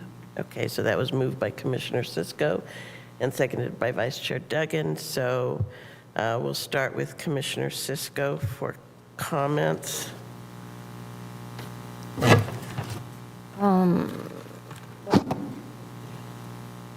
I was unable to make the findings for, I have the numbers, so, but it's C, D, and E, I think. And for C, I would say the operating characteristics are incompatible with the existing neighborhood due to noise impacts, which staff acknowledges by wanting to reduce operating hours, and existing issues further impacting a neighborhood street and Sebastopol Road. For number D, the site is physically unsuitable for the type, density, and intensity of use due to access issues, constraints. And then E, that it would constitute a nuisance for inadequate flow of ingress, egress, impacts not only to the neighborhood, but further impacting Sebastopol Road, Stony Point intersection, and the community. Something like that.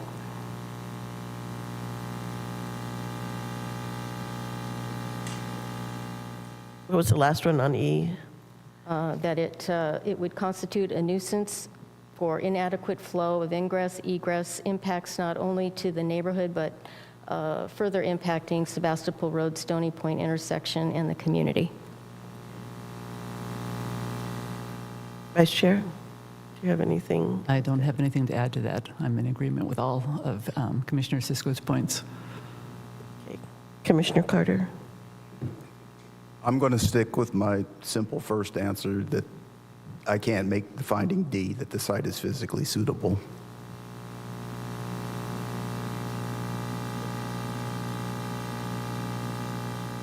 Okay, Commissioner Horton? Thank you. Yeah, I agree with everything Commissioner Sisko said, except let the record show, I guess, that I agree with I actually agree with the staff's proposed finding about the noise. That's not a concern for me, but everything else I agree. Okay. Commissioner Sanders? Not quite sure what to say here. I don't know either. What, Yeah, what do you say? I support the project, so I guess I nothing to add. Okay. Commissioner Pardo? I could find the required findings. Okay. Okay. So does that work for what you need, or do you need more information from us? I think we've got enough to get us going here, so we will go back and type this up, and we'll, as Ms. Crocker mentioned, we will project it on the screen so you all can take a look at it and see if there's anything that you want to add. Okay, so now we need to vote on this, correct? No, not until we have a resolution before you. So at this point, we would request a short recess so that we can go up and put this together. Then we'll project it on the screen. Once everybody is comfortable with the language, then we will take a vote. But we had a motion to deny the project. Correct. But there's currently no resolution to vote on, so we're moving a motion to facilitate discussion so that we could then engage you for additional information. Okay. Then when we come back, we will actually have a resolution before you to put to a vote. At this point, there isn't anything to vote on. Okay. Thank you. You can tell we don't deny stuff. And we're taking a break for, what did you say, 15 minutes? You want to come back at 7 o'clock, or? Yeah, we'll do 15 minutes. I'm sorry? 15 minutes should be adequate. So we'll take a break until 7 p.m.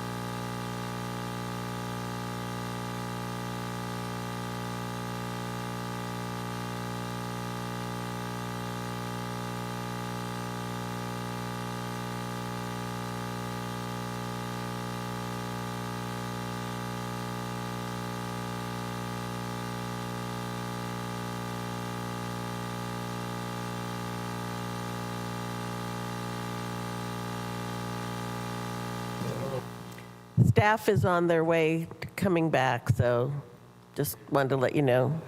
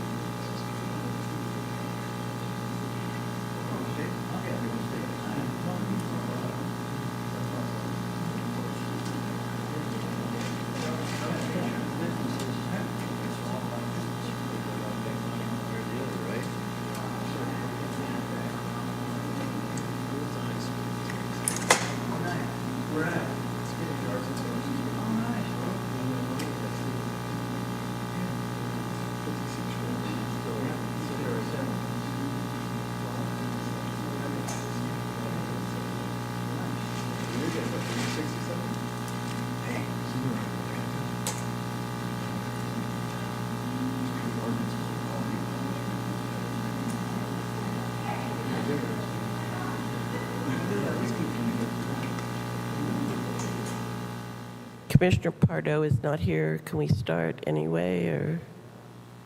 Okay. Yeah. Okay. Okay, so we are going to start the commission meeting again, and was informed that we need to do a roll call. I think Commissioner Pardo will be with us in just a second, but in the meantime, Ms. Brown. Thank you, Chair. Commissioner Carter? Here. Commissioner Cisco? Here. Commissioner Horton? Here.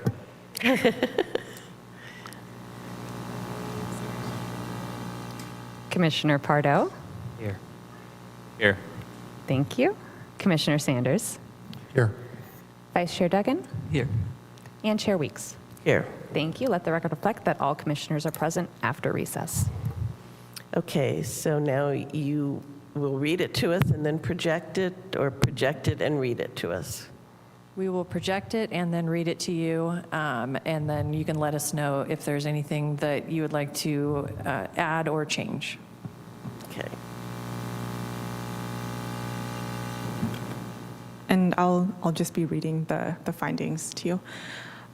So C, the design, location, size, and operating characteristics of the proposed activity would not be compatible with existing and future land uses in the vicinity due to noise impacts as well as traffic impacts that further exacerbate existing adverse traffic conditions on Kenmore Lane and Sebastopol Road.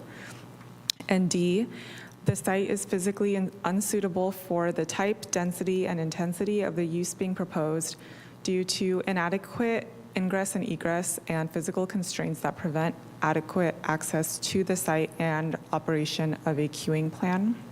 And E, granting the permit would constitute a nuisance and be injurious or detrimental to the public interest, health, safety, convenience, or welfare in the project vicinity due to inadequate ingress and egress, resulting in impacts to the intersection of Stony Point Road and Sebastopol Road, the neighborhood, and the community at large.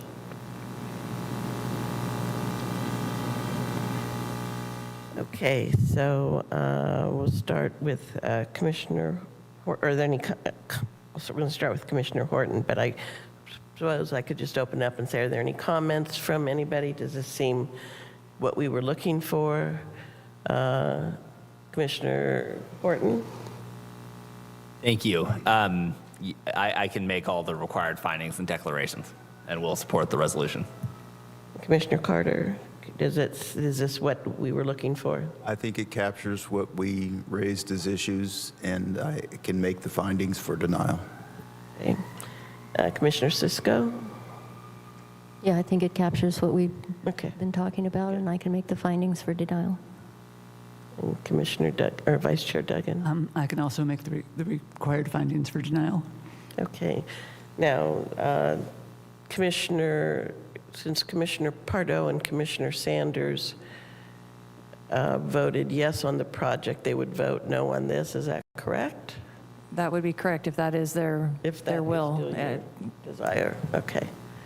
So I can make all the required findings, and I think you guys did a good job. So process-wise, do we enter a new resolution? There's been a motion and a second. Okay. And now we have read and acknowledged the motion that's now before you, the resolution that's before you.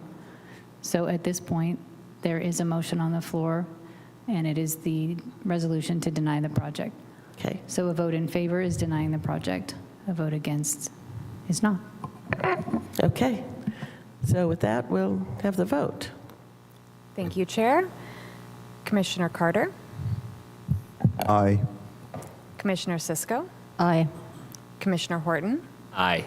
Commissioner Pardo? No. Commissioner Sanders? No. Vice Chair Duggan? Aye. Chair Weeks? Aye. Let the record reflect that that vote passes with 5 ayes. Great. So now I should just have one. So with that, it passes with 5 ayes, 2 noes.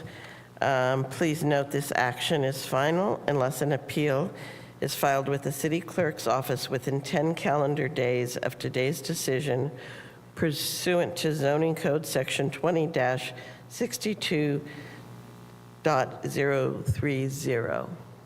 And with that, we'll adjourn the Planning Commission meeting. Thank you, everybody.